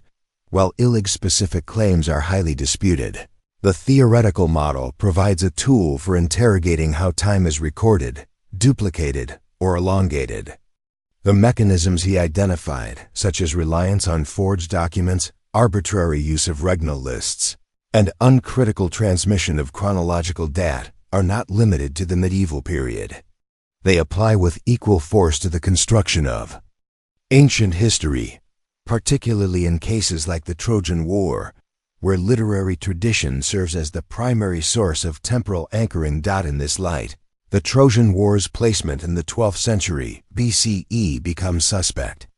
It appears as a fixed point in an otherwise unstable period, a chronological node retroactively inserted to connect mythic memory to linear history. Unlike dated inscriptions or astronomically anchored events, the Trojan War exists only within literary constructs. Its dating is derived not from contemporaneous observation, but from generations of backward extrapolation. This makes it especially vulnerable to phantom time distortions. The war may have been duplicated from other conflicts, relocated to fill a temporal void, or strategically synchronized with politically convenient eras. Several patterns in the chronology of ancient civilizations support the plausibility of such manipulations. For example, king lists from Egypt, Mesopotamia, and Hellenistic Greece often contain overlapping reigns, duplicated figures, or suspiciously uniform generational intervals. These features indicate that ancient chronologists did not operate with modern notions of empirical precision. Rather, they constructed time around symbolic markers, narrative coherence, and genealogical justification. When inconsistencies arose, they were not corrected but harmonized. In this process, entire dynasties could be invented or shifted to align with a desired timeline. The overlap between mythic and historical time further complicates matters. Many ancient narratives, including the Iliad, do not distinguish between metaphor and documentation. Events are framed with divine causality, moral typology, and cyclical structure, all of which resist linear dating. When these stories were later historicized first by Greek chronographers, then by Roman annalists, and finally by Christian theologians, they were forced into a rigid chronology that suppressed their original symbolic function. The Trojan War's date was not the result of empirical inquiry, but of chronological normalization. It was placed where it best served the illusion of continuity. The phantom time framework also explains the suspicious neatness of the Trojan War's placement at the threshold between the Bronze Age and the so-called Dark Age. This timing gives the war explanatory power. It serves as a convenient prelude to the Mycenaean collapse and the loss of literacy in the Aegean world. But there is no empirical reason to believe that such a war occurred immediately before the collapse. The association is retroactive. The dating is reverse engineered from later traditions that needed a cause for civilizational decline. By attributing the fall to an epic war, the narrative transforms systemic failure into heroic sacrifice. This transformation is not a discovery of fact but a manipulation of sequence. Even the astronomical proofs, occasionally invoked to support the Trojan War's dating, such as references to eclipses in Homer or alignments with Venus cycles, based on speculative correlations. Multiple configurations across centuries could match vague poetic descriptions. Selecting one over others requires presupposing the very date under investigation. This methodological circularity is characteristic of phantom time distortions, the evidence used to justify. The chronology is generated from the assumptions. It is meant to validate. Another potential mechanism for phantom time insertion is the duplication of narrative motifs across cultures. The story of a great siege, a beautiful woman abducted, heroic duels, and divine manipulation appears in many traditions. It is plausible that the Trojan War narrative assimilated elements from older, unrelated conflicts, real or imagined, repackaged them into a singular myth. If this synthesis was later mistaken for a single historical event, it would constitute a classic case of phantom time, a composite narrative frozen into a specific date, divorced from its disparate origins. Motivations for such chronological distortions are clear. A well-placed war anchors civilizations. It provides a beginning, a rupture, and a justification. The Trojan War served these functions for the Greeks, the Romans, and later the Christians. Fixing its date allowed these societies to present their rise as part of an ordained sequence. Without the war's placement, the story of Greek heroism, Roman descent, and Christian world history loses its first great act. In this way, the Trojan War's dating becomes an ideological necessity rather than a historical observation. Phantom time theory does not require the fabrication of all events, only the manipulation of when they are said to have occurred. Applied to the Trojan War, it suggests that the event, if real, may have happened in a different century, or that it is a fictional synthesis of earlier and later motifs placed into a convenient gap. The precision of its dating, far from being a sign of certainty, may instead be a red flag. In a period where literacy was lost, records were absent, and oral tradition dominated, the sudden appearance of a firmly dated war is historically anomalous. This section has framed the Trojan War as a case study in the broader phenomenon of phantom time. Its placement, structure, and canonical role within ancient chronology point to systematic manipulation. Whether the result of unconscious mythologizing or deliberate statecraft, the war's date must be regarded with skepticism. The following section will further examine this chronological instability by comparing the alignment of biblical and Greek chronologies, two systems often forced to converge. Despite incompatible foundations, the alignment of Greek and biblical chronologies has long been a contested and revealing process, often highlighting the artificial construction of historical time across distinct civilizational narratives. The desire to synchronize these timelines emerged most prominently in the Hellenistic and early Christian eras, when scholars sought to harmonize the secular histories of the Greeks with the sacred account preserved in the Hebrew Bible. At the center of this project was the Trojan War, whose date had become a chronological fixture through Hellenistic calculation, but which had no explicit counterpart in the Hebrew textual tradition. The attempts to merge these two systems revealed deep contradictions, arbitrary alignments, and theological motives that cast further doubt on the integrity of the Trojan War's accepted dating. Greek chronology, particularly as developed by Eratosthenes, and later adopted by Roman and Christian writers, presents a relatively linear progression from mythic times through to the historical eras of city-states, empires, and philosophical schools. This system is built on interpolated genealogies, standard generational intervals, and key anchor events such as the Trojan War, the return of the Heraclidae, and the First Olympiad. These dates are retroactively computed, dependent on literary traditions rather than primary documentation. Their coherence is the product of internal consistency, not external corroboration. In contrast, The Hebrew Bible provides a divinely ordered chronology that begins with creation, proceeds through the patriarchal age, the flood, the Exodus, and the monarchies of Israel and Judah, eventually culminating in the Babylonian exile. This system is built not on literary extrapolation, but on detailed genealogies, reign lengths, and prophetic sequences.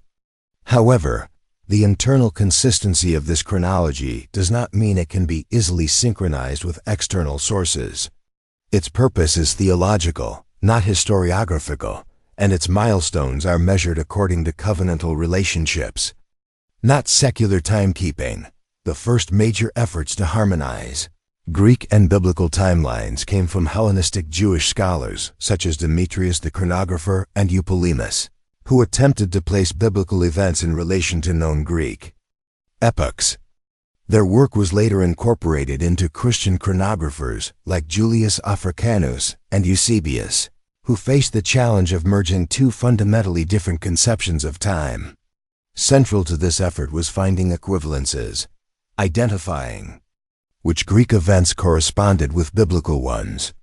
In this context, the Trojan War was often aligned with the period of the biblical judges, or with specific monarchs in Israel, such as Jephthah or Eli. The lack of a direct reference to the Trojan War in the Hebrew Bible created an initial asymmetry. To bridge the gap, harmonists relied on imaginative synchronizations. Jephthah's statement in Judges 11:26, that Israel had occupied certain territories for 300 years, was retroactively calculated to align with the Exodus, and then matched to dates surrounding the Trojan War. In this reconstruction, the war occurred around the same time as Israel's pre-monarchical period, a phase of regional instability, migration, and localized conflict. This temporal overlap was asserted not on the basis of archaeological data or historical documentation, but on theological imperatives and chronological creativity. These harmonizations often relied on fabricated or adjusted dates. The lengths of reigns were compressed or expanded, genealogies were interpreted flexibly, and symbolic numbers were read as literal. Generational lengths were modified to match Greek assumptions, while vague references in Scripture were given forced historical anchors. The result was a synchronized timeline in which the Trojan War could be placed without disrupting the theological order of biblical history. This accommodation was not evidentiary, it was ideological. The motivations behind these reconciliations were clear. Christian theologians needed to demonstrate that all human history, including the most celebrated episodes of the pagan world, ultimately unfolded under divine providence. By placing the Trojan War within the same temporal stream as biblical events, they neutralized its pagan origins and subordinated it to Christian cosmology. The war could then be treated as part of the unfolding of salvation history, albeit in the Gentile domain. Its heroes, though ignorant of the true God, became instruments in a larger divine plan. This theological overlay further insulated the war's date from critical scrutiny. Once inserted into a sacred historical framework, it became difficult to question the war's placement without undermining the larger synchronization project. The Trojan War had been made part of God's history. Questioning its date now meant questioning the coherence of providential time. This conflation of mythic and sacred chronology hardened the timeline against revision. Yet the chronological tensions remained unresolved. Discrepancies between the lengths of dynasties, mismatches between archaeological strata, and contradictions between literary and documentary sources all persisted beneath the harmonized surface. For example, the fall of Troy is traditionally dated to around 1184 BCE, while biblical chronologies, depending on interpretation, place the Exodus around 1440 BCE, early date, or 1260 BCE, late date. Either way, the timelines overlap in ways that require creative accounting. If the Israelites were in the wilderness during the war, why is there no mention of such a momentous event? If they were already in Canaan, How could a massive coalition of Aegean powers wage a decade-long siege just across the sea without any interaction or mention? The lack of interaction between the Greek and Hebrew narratives, despite their supposed chronological convergence, is striking. In a region as interconnected as the Eastern Mediterranean, a war of such magnitude should have generated diplomatic, military, or cultural echoes. Yet the Hebrew Bible is silent. Conversely, the Greek tradition makes no mention of Hebrews, Israelites, or their emerging kingdoms. This mutual absence suggests that the synchronization is artificial. The two systems evolved independently, and their forced merger reflects ideological ambition rather than historical reality. The broader implication is that the Trojan War's dating is a narrative construct shaped by successive harmonizations that prioritized theological coherence over historical plausibility. Its place in time was determined not by evidence, but by its utility in constructing a unified, sacred secular history. This function required it to be fixed, stable, and then concordant with biblical timelines, even if that required distortion. Such distortions further support the possibility of phantom time. Entire chronological segments, including the Trojan War, may have been manipulated to fit ideological frameworks, whether through telescoping, duplication, or outright invention. The timelines of ancient civilizations were not assembled with modern critical standards. They were composed to convey meaning, justify authority, and assert divine order. The Trojan War's presence within this constructed harmony underscores its role as a tool of cultural convergence, not as a datable event anchored in empirical fact. The next section will evaluate the use of astronomical data, particularly eclipse records and planetary cycles, as an independent means of dating ancient events, including attempts to confirm the Trojan War's timeline through such methods. Attempts to date the Trojan War using astronomical data represent a modern, methodological effort to extract objective, verifiable evidence from ancient literary sources. These efforts typically involve identifying descriptions of eclipses, planetary alignments, or other celestial events in the Homeric epics, and then cross-referencing them with astronomical software or retro-calculated ephemerides to propose a specific historical time frame. While this approach appears promising on the surface, offering a potential escape from the circular reasoning of literary genealogy or political synchronization, it ultimately proves unstable. The limitations of ancient descriptions, the ambiguity of poetic language, and the circular logic inherent in selecting data points all undermine the reliability of such astronomical proofs for the Trojan War's chronology. The most commonly cited candidate for such astronomical anchoring is the reference in the Odyssey to a solar eclipse. In Book 20, during the suitors' feast and just prior to Odysseus' massacre of them, the text states that the sun has been blotted out of the sky and an evil mist covers all. Some scholars have interpreted this as a literal solar eclipse. In 2008, researchers applied astronomical models to locate a total solar eclipse visible in the Ionian region on April 16, 1178 BCE, suggesting this could be the event described in the poem. Given that the traditional date of the Trojan Wars end is around 1184 BCE, the correlation appeared compelling and was widely circulated. However, this interpretation rests on several critical assumptions. First, it presumes that the passage in question is a literal observation, not a metaphorical or dramatic device.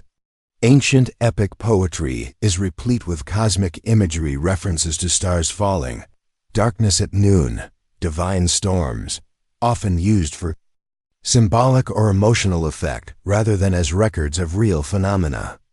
In a poem structured around divine intervention and mythic narrative arcs, the invocation of a darkened sky can easily signify doom, divine judgment, or fate rather than a measurable eclipse. Second, the eclipse interpretation assumes a continuous oral or written tradition, preserving such an event with sufficient accuracy for it to be traceable 3 millennia later. The Odyssey was composed centuries after the events it purports to describe and transmitted through generations of oral performance. The likelihood that a specific eclipse, including its date and regional visibility, was preserved with precision in poetic language is minimal.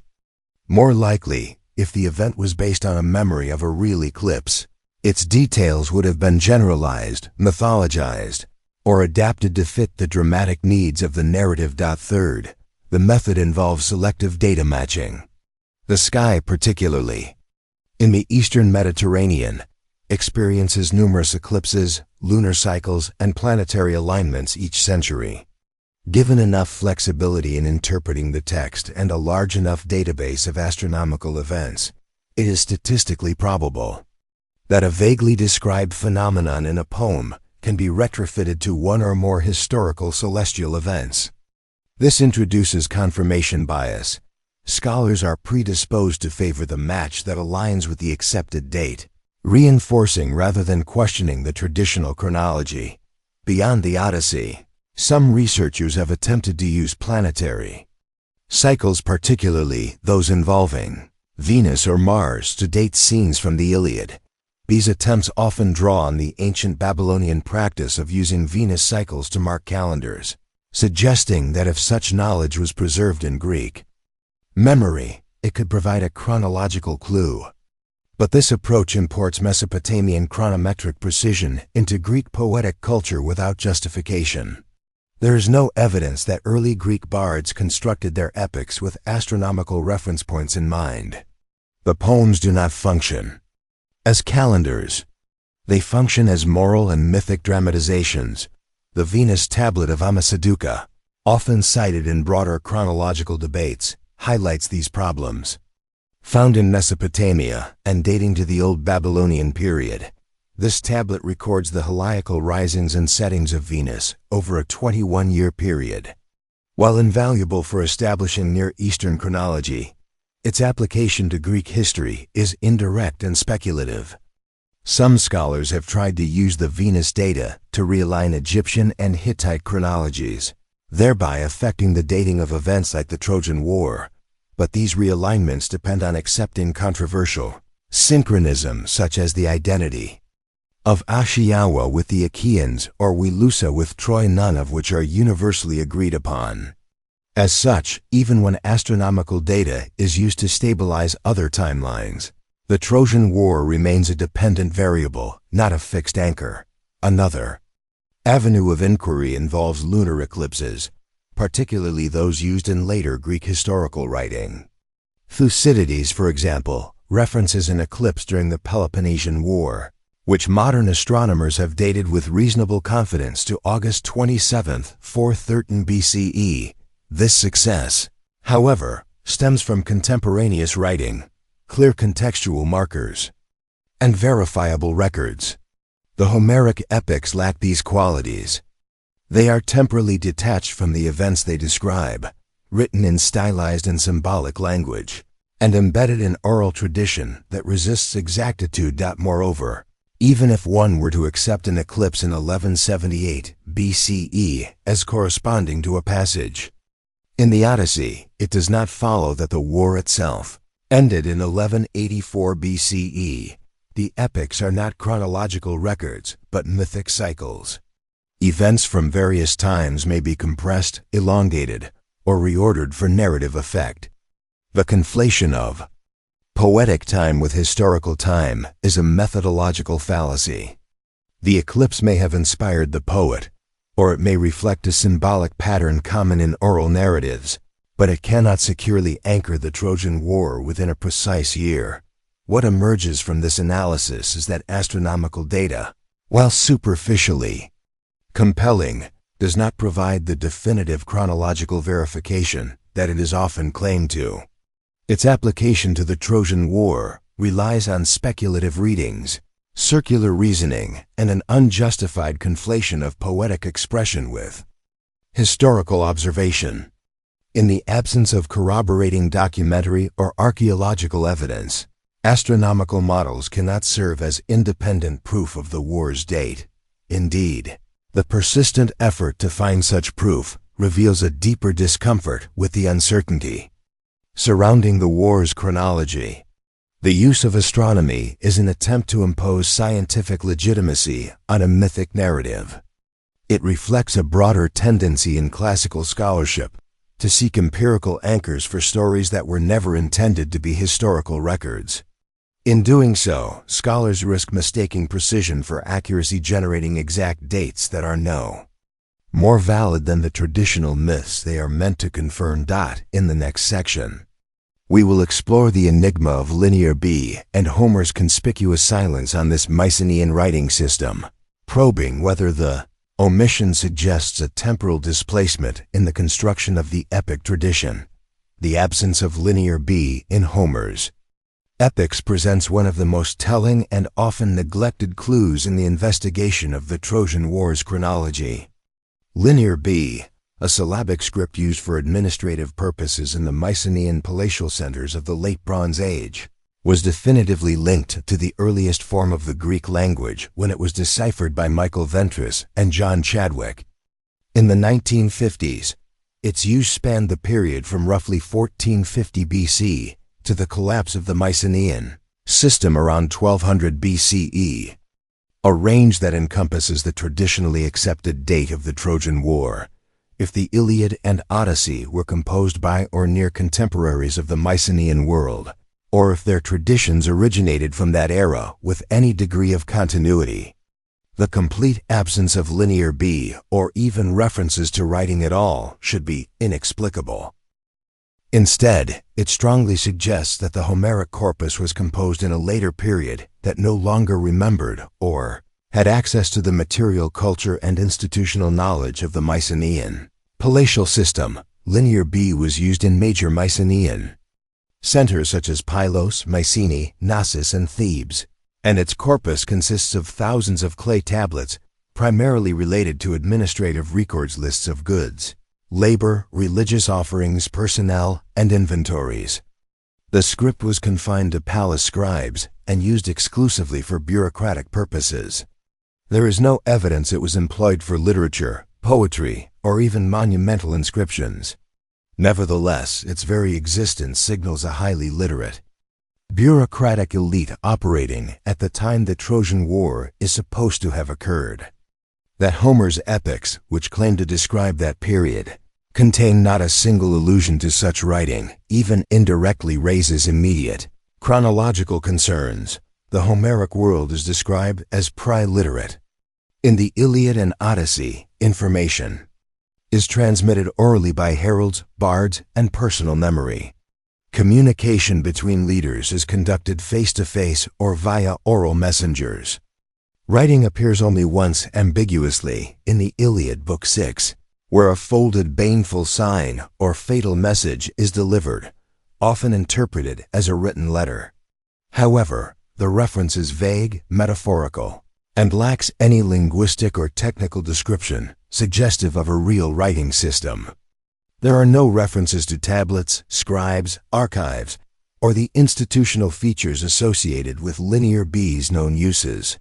This silence is particularly striking, given the otherwise rich and detailed descriptions of Mycenaean-like architecture, weaponry, and social hierarchies that Homer includes. The likely explanation for this omission is not poetic license, but temporal distance. Homer's world, especially as codified in the 8th century BC, was removed from the Mycenaean era by several centuries.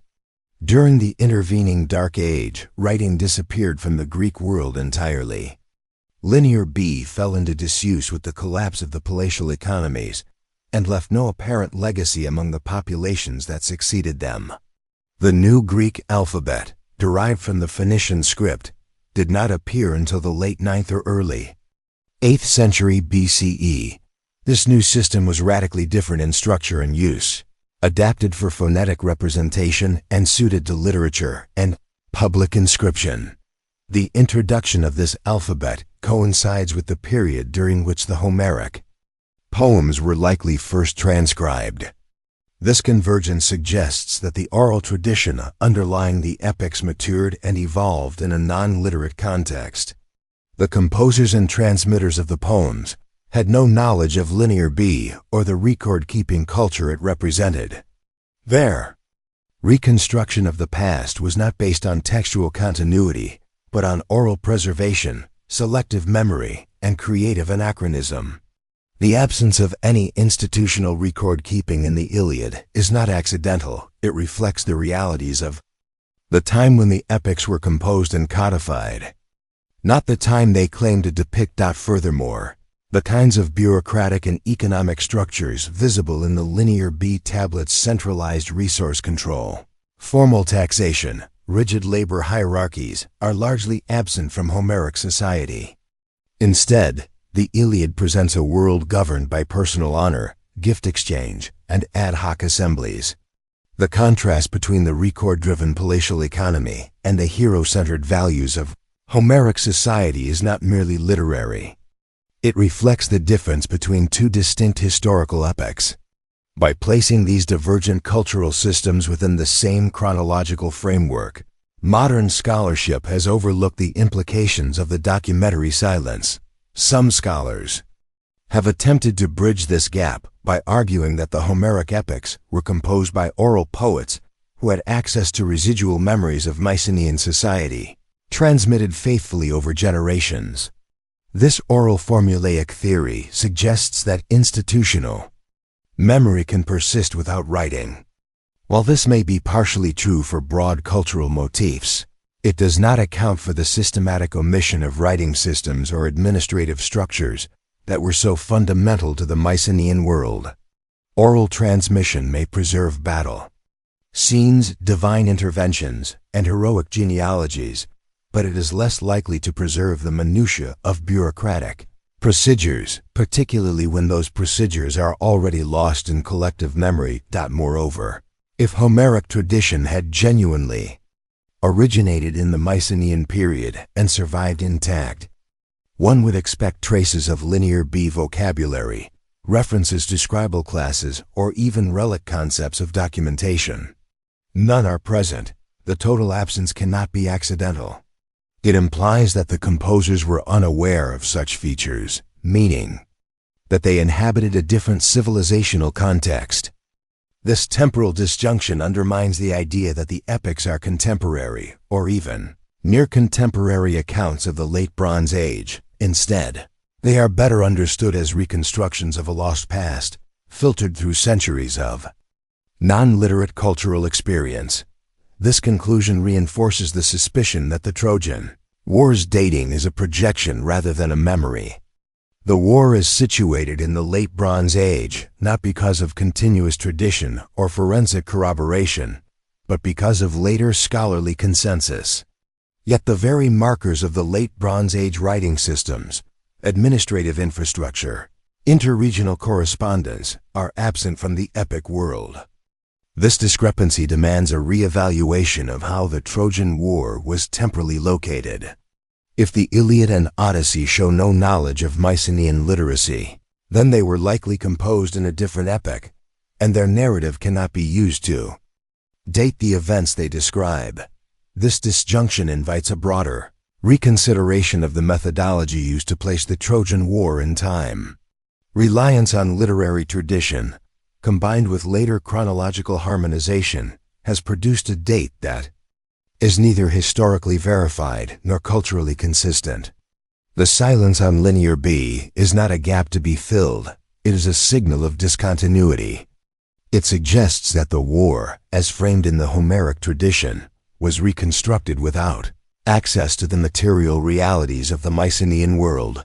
The next section will examine Homer's geographic descriptions and analyze whether the inconsistencies and symbolic topographies within the Iliad reflect a real Bronze Age landscape or a later imaginative geography imposed on a mythic past. The geography of Homer's epics presents another line of inquiry that casts doubt on the historical reliability and chronological placement of the Trojan War. The Iliad and Odyssey contain detailed references to cities, islands, rivers, and distant lands, many of which have long been the subject of attempts at identification and mapping. However, close scrutiny reveals that Homeric geography is not consistently coherent, nor does it always correspond with the real topography of the Bronze Age, Aegean, and Near East. The inconsistencies, omissions, and symbolic abstractions in these descriptions suggest that Homer's landscape was not rooted in first-hand knowledge or preserved geographic memory. Instead, it appears to be a literary construct, assembled from fragmented recollections, regional mythologies, and poetic invention, one that reflects the worldview of a later era rather than that of the Mycenaean age. The geographic references in the Iliad are most pronounced in two contexts: the catalogue of ships in Book 2 and the descriptions of the battlefield around Troy. The catalogue of ships lists over 100 contingents from various regions of Greece, supposedly under the leadership of Agamemnon. While the list has often been treated as a geographic inventory of late Bronze Age Greece, it contains a mixture of known Mycenaean centers, such as Mycenae and Pylos, alongside obscure or anachronistic locations whose Bronze Age relevance is doubtful. Some places listed were no longer significant, or possibly even occupied by the 8th century BCE. Others appear to have become prominent only later. The lack of correspondence with archaeological timelines suggests that the catalog reflects a composite tradition rather than a preserved historical reality. Furthermore, the internal logic of the catalog reveals editorial manipulation. The list is structured more for poetic balance and hierarchical reinforcement than for geographic accuracy. The preeminence of Agamemnon's contingent, for example, appears motivated by narrative and political concerns rather than historical fact. The ordering of regions does not follow consistent geographical logic, sometimes progressing clockwise, sometimes grouping distant regions together arbitrarily. This disorganization undermines efforts to treat the list as a factual Bronze Age document. Instead, it functions as a cultural inventory, reflecting the identities and claims of later communities attempting to insert themselves into a shared mythic past. The descriptions of the landscape around Troy further support this conclusion. Homer's Troy is portrayed as a coastal city with views of the plain, nearby rivers such as the Scamander and Simois, and proximate battlefields that change location fluidly across the narrative. While some topographic elements correspond loosely with the Hazarlik site in northwestern Anatolia, others do not. The scale, proximity, and orientation of various features shift in ways that defy literal mapping. For instance, rivers behave inconsistently, mountains appear or vanish depending on narrative needs, and the battlefield is variously described as narrow or expansive. The inconsistent use of directions and distances indicates that the geography serves thematic and poetic functions more than spatial fidelity. Homeric geography is not designed for navigation. It is structured to reinforce moral, emotional, and narrative dynamics. The placement of a river may be chosen for symbolic resonance, such as purification or boundary, rather than actual topography. The sequence of locations in the Odyssey is even more abstract, with islands that shift positions, unnamed lands filled with monsters or gods, and voyages that span impossibly vast regions without corresponding to known maritime routes. Efforts to rationalize Homeric geography by identifying locations such as Scheria, Ogygia, or the land of the Lotus Eaters with real-world sites have been largely speculative and contradictory. Scholars have variously placed these locations in the Western Mediterranean, the Eastern Aegean, or even the Atlantic, depending on interpretive preference. This geographic elasticity is not accidental, it is inherent to the structure of the epics, which draw upon layers of oral tradition accumulated from disparate regions and periods. The result is a symbolic landscape, not a historical one.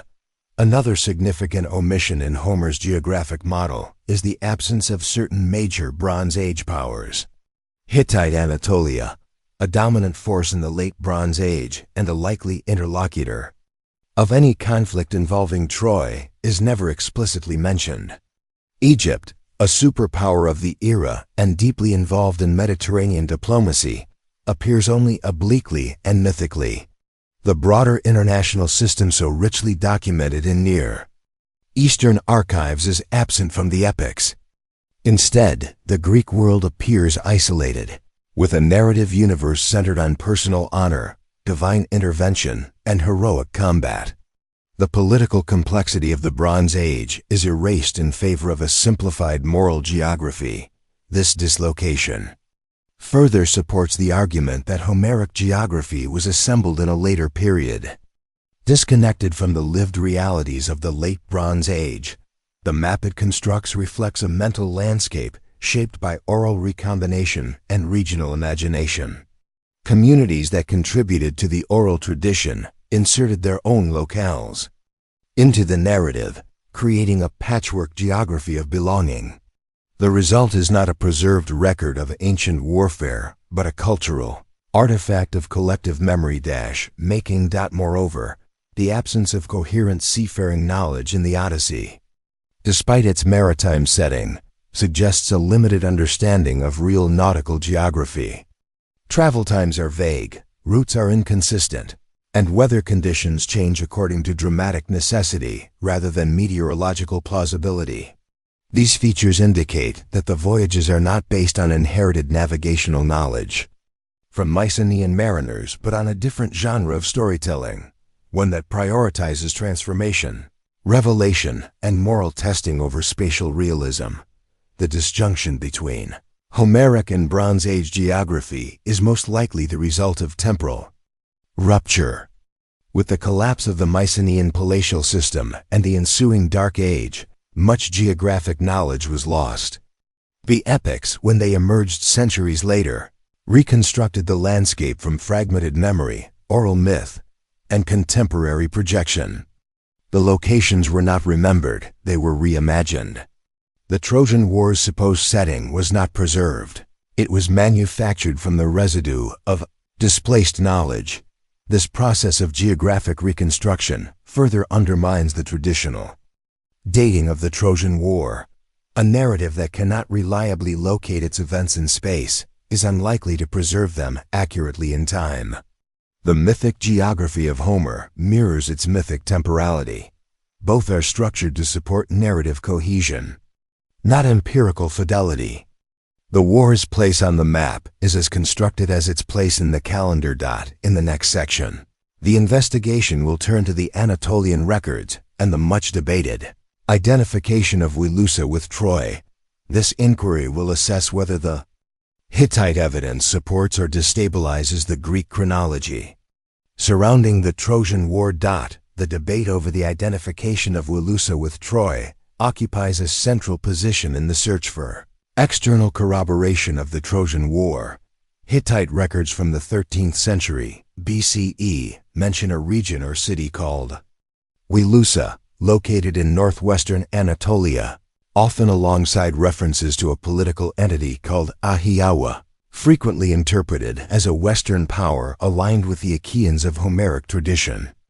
These parallels have led many scholars to propose that Wilusa is indeed the historical Troy, and that the conflicts described in Hittite texts between Wilusa and Ahiawa reflect a proto-historical memory of the Trojan War. However, this identification, while initially persuasive, proves fragile upon closer inspection. The geographic, linguistic, and diplomatic evidence is ambiguous, and the chronological inferences drawn from it often rely on interpretive assumptions that reproduce the very narrative they are meant to verify. The earliest references to Wilusa appear in Hittite texts dating from the reigns of Muwatalli II and Hattusili III in the 13th century BCE. These texts refer to diplomatic relations, treaties, and occasional hostilities involving Wilusa and its neighboring regions. The most famous of these documents is the so-called Toagalawa letter, in which a Hittite king, possibly Hattusili III, writes to a ruler of Ahiawa and references past tensions concerning Wilusa. The letter describes efforts at reconciliation and mentions a conflict that appears to have been resolved through negotiation. Nowhere, however, does it describe a large-scale war, siege, or destruction. There is no mention of a coalition of Greek forces, a 10-year campaign, or the involvement of figures resembling Homeric heroes. The linguistic basis for identifying Wilusa with Troy rests primarily on phonetic similarity. Scholars argue that Wilusa may correspond to W. Ilion or Ilias, one of the Homeric names for Troy. The shift from W to silent consonants over time in the Greek language lends plausibility to this evolution. However, phonetic resemblance alone is insufficient for identification. Many place names in antiquity share similar roots, particularly across regions with shared Indo-European linguistic heritage. Furthermore, Wilusa could refer to a broader region or administrative district rather than a singular fortified city. Geographic inferences complicate the picture. Hittite sources locate Wilusa somewhere in western Anatolia, north of the Seha Riverland and west of the Hittite heartland. This description is vague and open to multiple interpretations. While Hisarlik commonly identified as the archaeological site of Troy fits a general western Anatolian location, it is not uniquely qualified. Other sites in the Troad and even further south along the Aegean coast have also been proposed. The absence of specific topographical markers or unequivocal geographic coordinates in the Hittite text renders the identification circumstantial rather than conclusive. The political context of the Hittite records further distances Wilusa from the Homeric narrative. The Hittites describe a complex diplomatic world of vassalage, treaties, and shifting alliances. Wilusa appears as one among many Anatolian polities, its significance primarily diplomatic rather than military. The conflicts mentioned are described in formulaic diplomatic language, typical of Near Eastern correspondence, and do not indicate a large-scale invasion or the catastrophic collapse of a city under siege. The tone and content of the text suggest episodes of rebellion or disputed sovereignty rather than existential warfare. Moreover, the identity of Ahiawa remains contested. While many scholars equate it with the Achaeans of Homer, this identification relies on assumptions about language, geography, and cultural exchange that are far from settled. Hittite texts locate Ahiawa across the sea, to the west, and imply it was a significant power.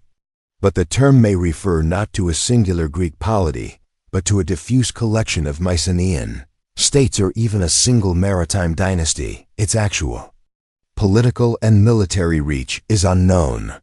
Importantly, there is no indication in the text that Ahiawa ever launched a prolonged siege of Wilusa, let alone assembled a pan-Greek alliance, even if one were to accept the identification of Wilusa with Troy and Ahiawa with the Achaeans. The historical events described bear little resemblance to the Iliad, the narrative core of the Homeric epic. An extended siege prompted by a dynastic insult, culminating in the sacking of a fortified city, has no equivalent in the Hittite record. At best, the text suggests minor diplomatic tensions that were resolved peacefully. At worst, they reflect misunderstandings or later interpolations into oral tradition that became magnified over centuries of storytelling. Chronologically, the Hittite references to Wilusa cluster on the 13th century BCE during the final phase of the Hittite New Kingdom.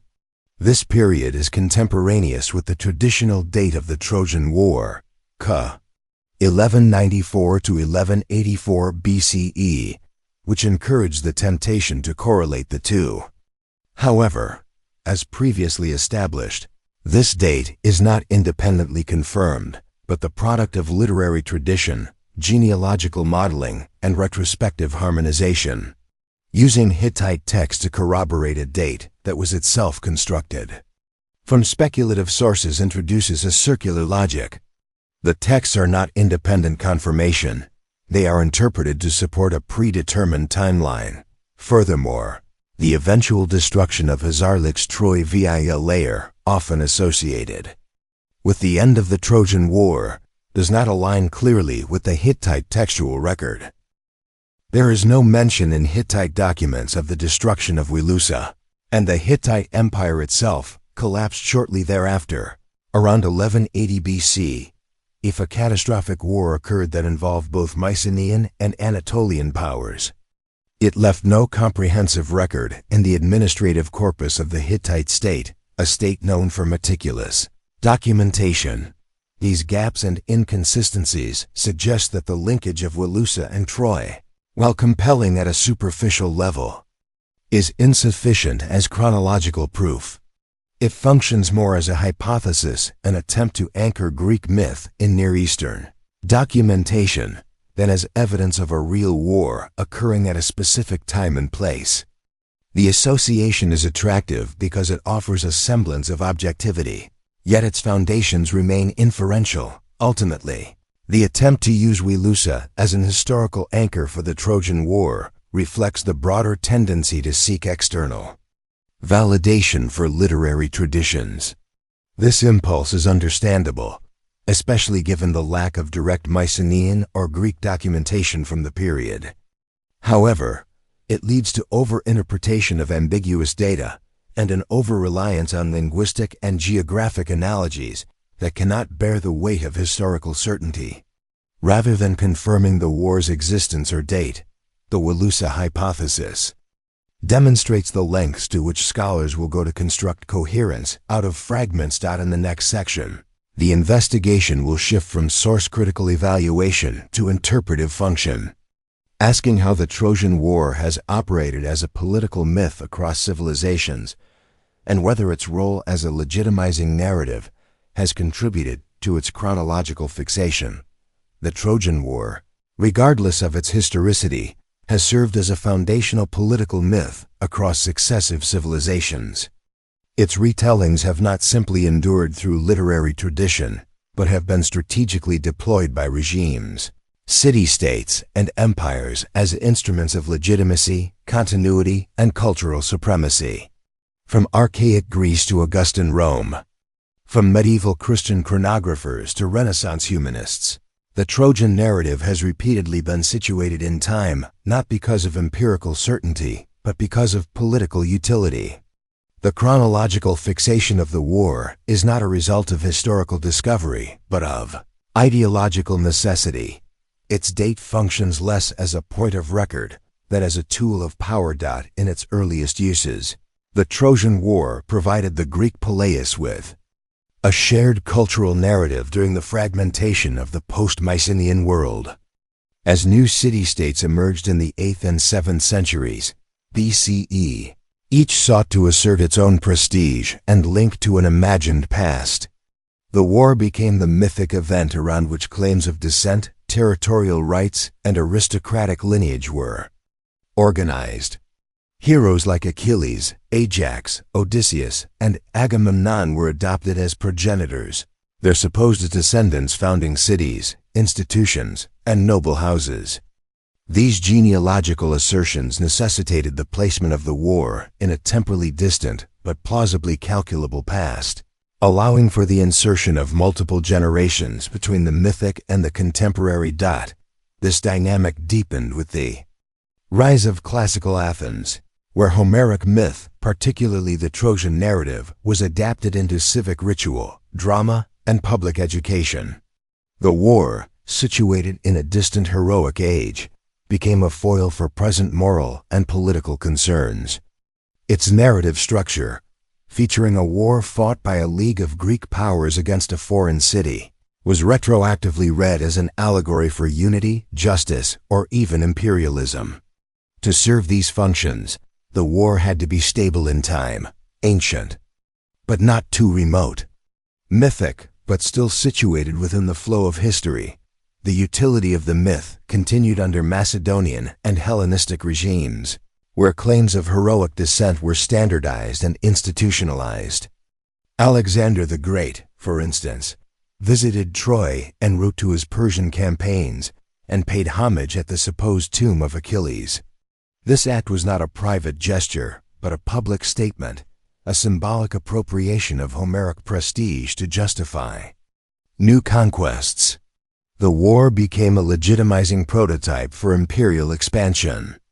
Its dating, fixed centuries earlier, allowed conquerors to frame themselves as heirs to a long and divinely sanctioned tradition of Greek supremacy. Roman civilization amplified this logic.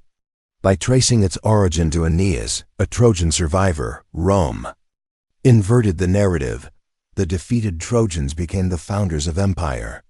This inversion necessitated a recalibration of the war's place in time to accommodate the genealogical descent from Troy to Romulus and beyond. As previously discussed, this backward construction imposed a rigid timeline that locked the Trojan War into a specific temporal location. Its chronological fixation was not about establishing a point of origin for Troy, but about securing a mythic prelude to Roman dominance. The date became fixed because it had to support a fabricated continuity. The transition from Roman to Christian Europe saw yet another repurposing of the Trojan narrative. Christian historians and theologians reinterpreted the war within a providential framework, integrating it into the universal history that extended from Adam to Christ and beyond. Here, the war's function shifted again from a civilizational beginning to a peripheral episode in the divine plan, but its chronological placement was retained. It was inserted into tables, chronologies, and universal histories that sought to harmonize biblical and classical timelines. The war's fixed date served as a chronological bridge, enabling the mapping of pagan history onto the sacred order. The mythic function of the Trojan War also extended into medieval and early modern European identities. Royal dynasties in Britain, France, and the Holy Roman Empire adopted Trojan ancestry as a source of legitimacy. Geoffrey of Monmouth's Historia Regum Britannia, for instance, traced British kings back to Brutus of Troy, a mythical descendant of Aeneas. Such narratives were not fringe inventions but widely circulated and institutionally endorsed. Their acceptance depended on the chronological plausibility of the Trojan War's date. The war had to be placed far enough in the past to accommodate the necessary dynastic interpolations. Its chronological integrity was sustained not through evidence, but through genealogical need. Renaissance humanists inherited these traditions and reinforced them under the guise of classical revival. The Trojan War was treated as historical fact, its date unquestioned, and its narrative mined for political and artistic expression. Monarchs and republics alike projected themselves into the Trojan frame, using the story to articulate claims to heritage, destiny, or divine favor. The fixed date of the war was essential in maintaining the illusion of unbroken civilizational progress from antiquity to modernity. Across these epochs, a pattern emerges. The war's placement in time is dictated not by evidence, but by function. It serves as a mythic platform upon which each generation builds its own legitimacy. The repetition of this function across cultures and centuries creates a feedback loop. The more the war is used, the more its date becomes entrenched. Eventually, the chronological claim is no longer questioned, it is inherited. The myth becomes history, and the invented date becomes part of the assumed architecture of the past. This process reveals the war's true role. It is a political mythos, not a historical event. Its power lies in its adaptability, its capacity to confer legitimacy, and its narrative utility. The war's fixity in time is not a product of textual transmission or archaeological confirmation. It is the result of repeated ideological investment. Each chronological assertion builds on the last, reinforcing a temporal placement that serves a social function. That function, whether to validate aristocratic lineage, imperial conquest, or theological cosmology, requires stability. A myth that floats in time is less useful than one anchored to a specific century. The illusion of precision masks the absence of verification. The war's dating becomes a cornerstone for a broader architecture of manipulated chronology within Which other myths, genealogies, and events are also arranged? The Trojan War's persistence in political discourse over centuries and across regimes has ensured the survival of its constructed date. But this persistence should not be mistaken for authenticity. On the contrary, it reveals the deep interdependence between myth, power, and the control of historical time. The next section will examine other cases of chronological manipulation in ancient civilizations, demonstrating that the Trojan War is not an isolated case, but part of a broader pattern of time being shaped to serve authority. Chronological manipulation is not unique to the case of the Trojan War. It is a structural feature observed across ancient civilizations that sought to consolidate political legitimacy, religious authority, and cultural identity through control over historical time. From Egypt to Mesopotamia, from ancient China to early Rome, the construction of timelines was less an empirical endeavor than a strategic act. Rulers, priesthoods, and scholarly elites all engaged in processes that elongated, compressed, or fabricated spans of history to serve contemporary needs. Recognizing this broader pattern underscores the extent to which time itself was an instrument of power, subject to the same mechanisms of distortion and codification as laws, rituals, and myths. In ancient Egypt, chronological control was institutionalized through king lists and monumental inscriptions. The Palermo stone and the Abydos king list, for example, attempt to present an unbroken succession of pharaohs from divine prehistory to the current regime.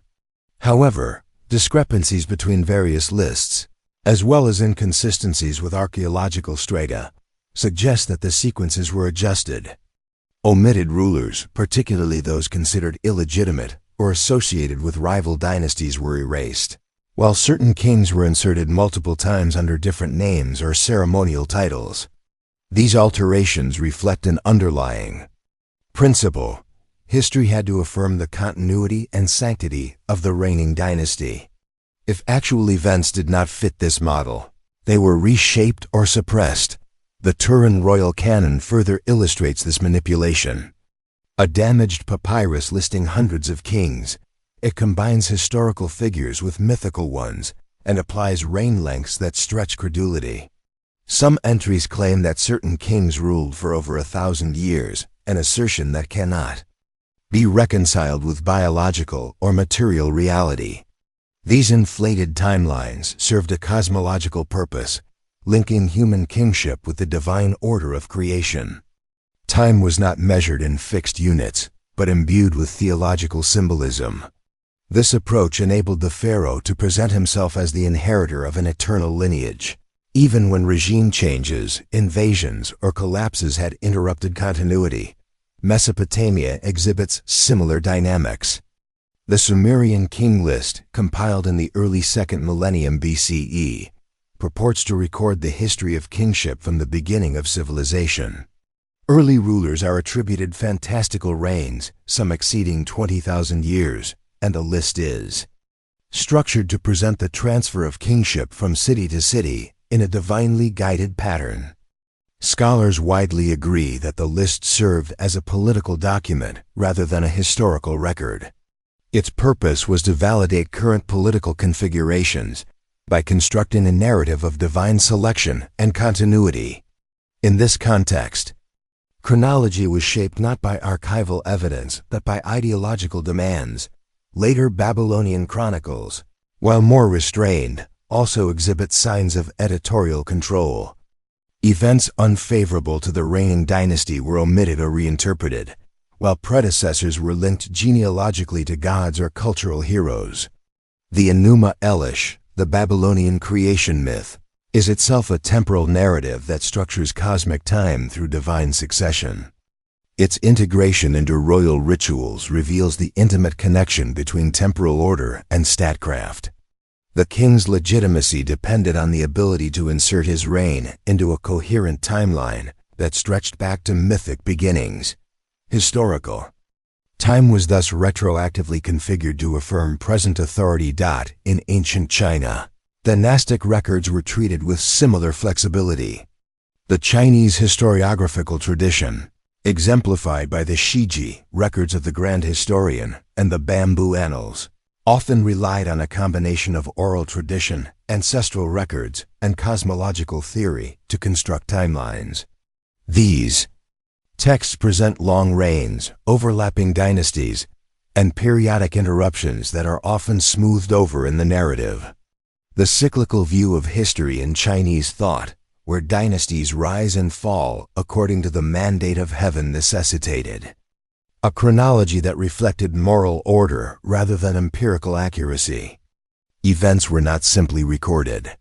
They were arranged to fit a philosophical framework of decline, renewal, and destiny. Discrepancies between different versions of the Bamboo Annals reveal editorial interference. Some copies contain inserted reigns, or extended dynastic durations designed to synchronize with other political developments or astronomical cycles. In some cases, rulers appear to reign for implausible durations, or chronological gaps are filled with fabricated events to preserve the illusion of continuity. These distortions were not anomalies. They were systemic features of historiography operating under state sponsorship. Rome, too, exhibited patterns of chronological engineering. The Roman annalistic tradition, particularly in the hands of historians, such as Livy and Varro, involved constructing a continuous narrative from the founding of the city to the imperial present. The date of Rome's foundation, 753 BC, was itself a product of retrospective calculation, derived by aligning mythic events such as the fall of Troy and the arrival of Aeneas with later historical benchmarks. The regnal lists of early kings, the lengths of the republic's magistracies, and the synchronization with Olympiads or other Mediterranean chronologies were adjusted to create temporal coherence. The result was a timeline that appeared seamless but was riddled with artificial interpolations. Gaps were filled with idealized events, such as legendary battles, civic reforms, or religious innovations. Periods of internal disorder were reinterpreted as moral parables. The early history of Rome, in particular, lacks archaeological or epigraphic corroboration but persists due to its utility in constructing a Roman identity rooted in order, courage, and divine favor. The narrative required fixed dates, even when the material record offered none. The recurrence of these patterns across civilizations reveals a deeper structure. Time, in the ancient world, was not a neutral medium but a domain of authority. 2. Control time was to control meaning. Chronological claims were assertions of power, identity, and moral legitimacy.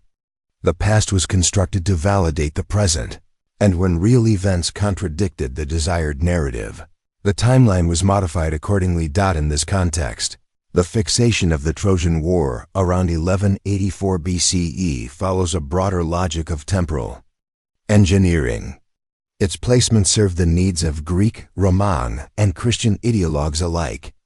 Its consistency across sources does not indicate reliability, but repetition, a trait it shares with other politically motivated chronologies. The war's date is not more secure than the reign of Alulim in Sumer or the reign of Huangdi in China. It is an artifact of historiographical construction. This recognition forces a re-evaluation of the methodologies used to date ancient events. It highlights the need for skepticism towards seemingly precise chronologies derived from literary or religious traditions. The burden of proof must shift. Instead of accepting traditional dates by default, scholars must demonstrate that such dates rest on independent, contemporaneous, and critically assessed evidence. In the case of the Trojan War, that burden remains unmet. The final section will synthesize these lines of investigation and return to the core question: was the Trojan War chronologically misplaced? The conclusion will not attempt to answer definitively, but will instead outline the implications of accepting or rejecting the traditional chronology. The preceding investigation has traced the Trojan War through layers of literary tradition, archaeological ambiguity, chronological construction, and ideological adaptation. From Homeric poetry to Hittite archives, from Eratosthenes' calculations to Augustan propaganda, from Christian synchronizations to modern attempts at astronomical validation, the war's place in time has been subjected to multiple, often contradictory, forces of manipulation. The cumulative effect of these lines of inquiry compels a re-examination of the war's accepted date and status within historical chronology. The question, was the Trojan War chronologically misplaced? Can no longer be approached as a matter of isolated literary analysis or archaeological debate. It is a structural problem embedded in how civilizations manufacture time to serve authority, identity, and continuity. The traditional placement of the Trojan War, 1194 to 1184 BC, emerged not from contemporary records, but from retrospective models built upon retrospective sources. Eratosthenes' chronology, one of the earliest and most influential, was constructed centuries after the supposed event, relying on interpolated genealogies, estimated generational lengths, and an inherited tradition already reshaped by oral transmission and political appropriation. The dating itself became fixed through institutional endorsement, repeated through Roman, Christian, and modern scholarly channels until it assumed the status of fact. Yet the underlying foundations of this dating remain speculative. The Homeric epics, while linguistically rich and culturally invaluable, were products of oral evolution, finalized long after the period they depict. Their lack of reference to linear their mythicized geography, and their absence of references to known Bronze Age powers like the Hittites or Egyptians suggest composition in a later, transformed world. The literary world of the Iliad does not reflect the complex, literate, and diplomatically entangled late Bronze Age. Rather, it reflects the social structures, anxieties, and ideological needs of the early Iron Age Greek societies. Projecting backward, the archaeological record, centered on the site of Hazarlik, provides destruction layers and material sequences, but fails to match the scale, cause, or composition of a conflict remotely resembling the Homeric account.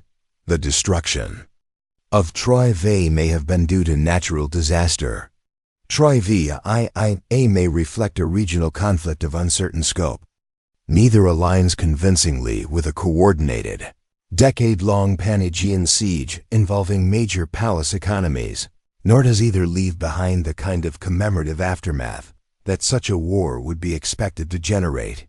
The material silence is profound and not mitigated by tenuous synchronizations with Hittite references to Wilusa or Ahiawa.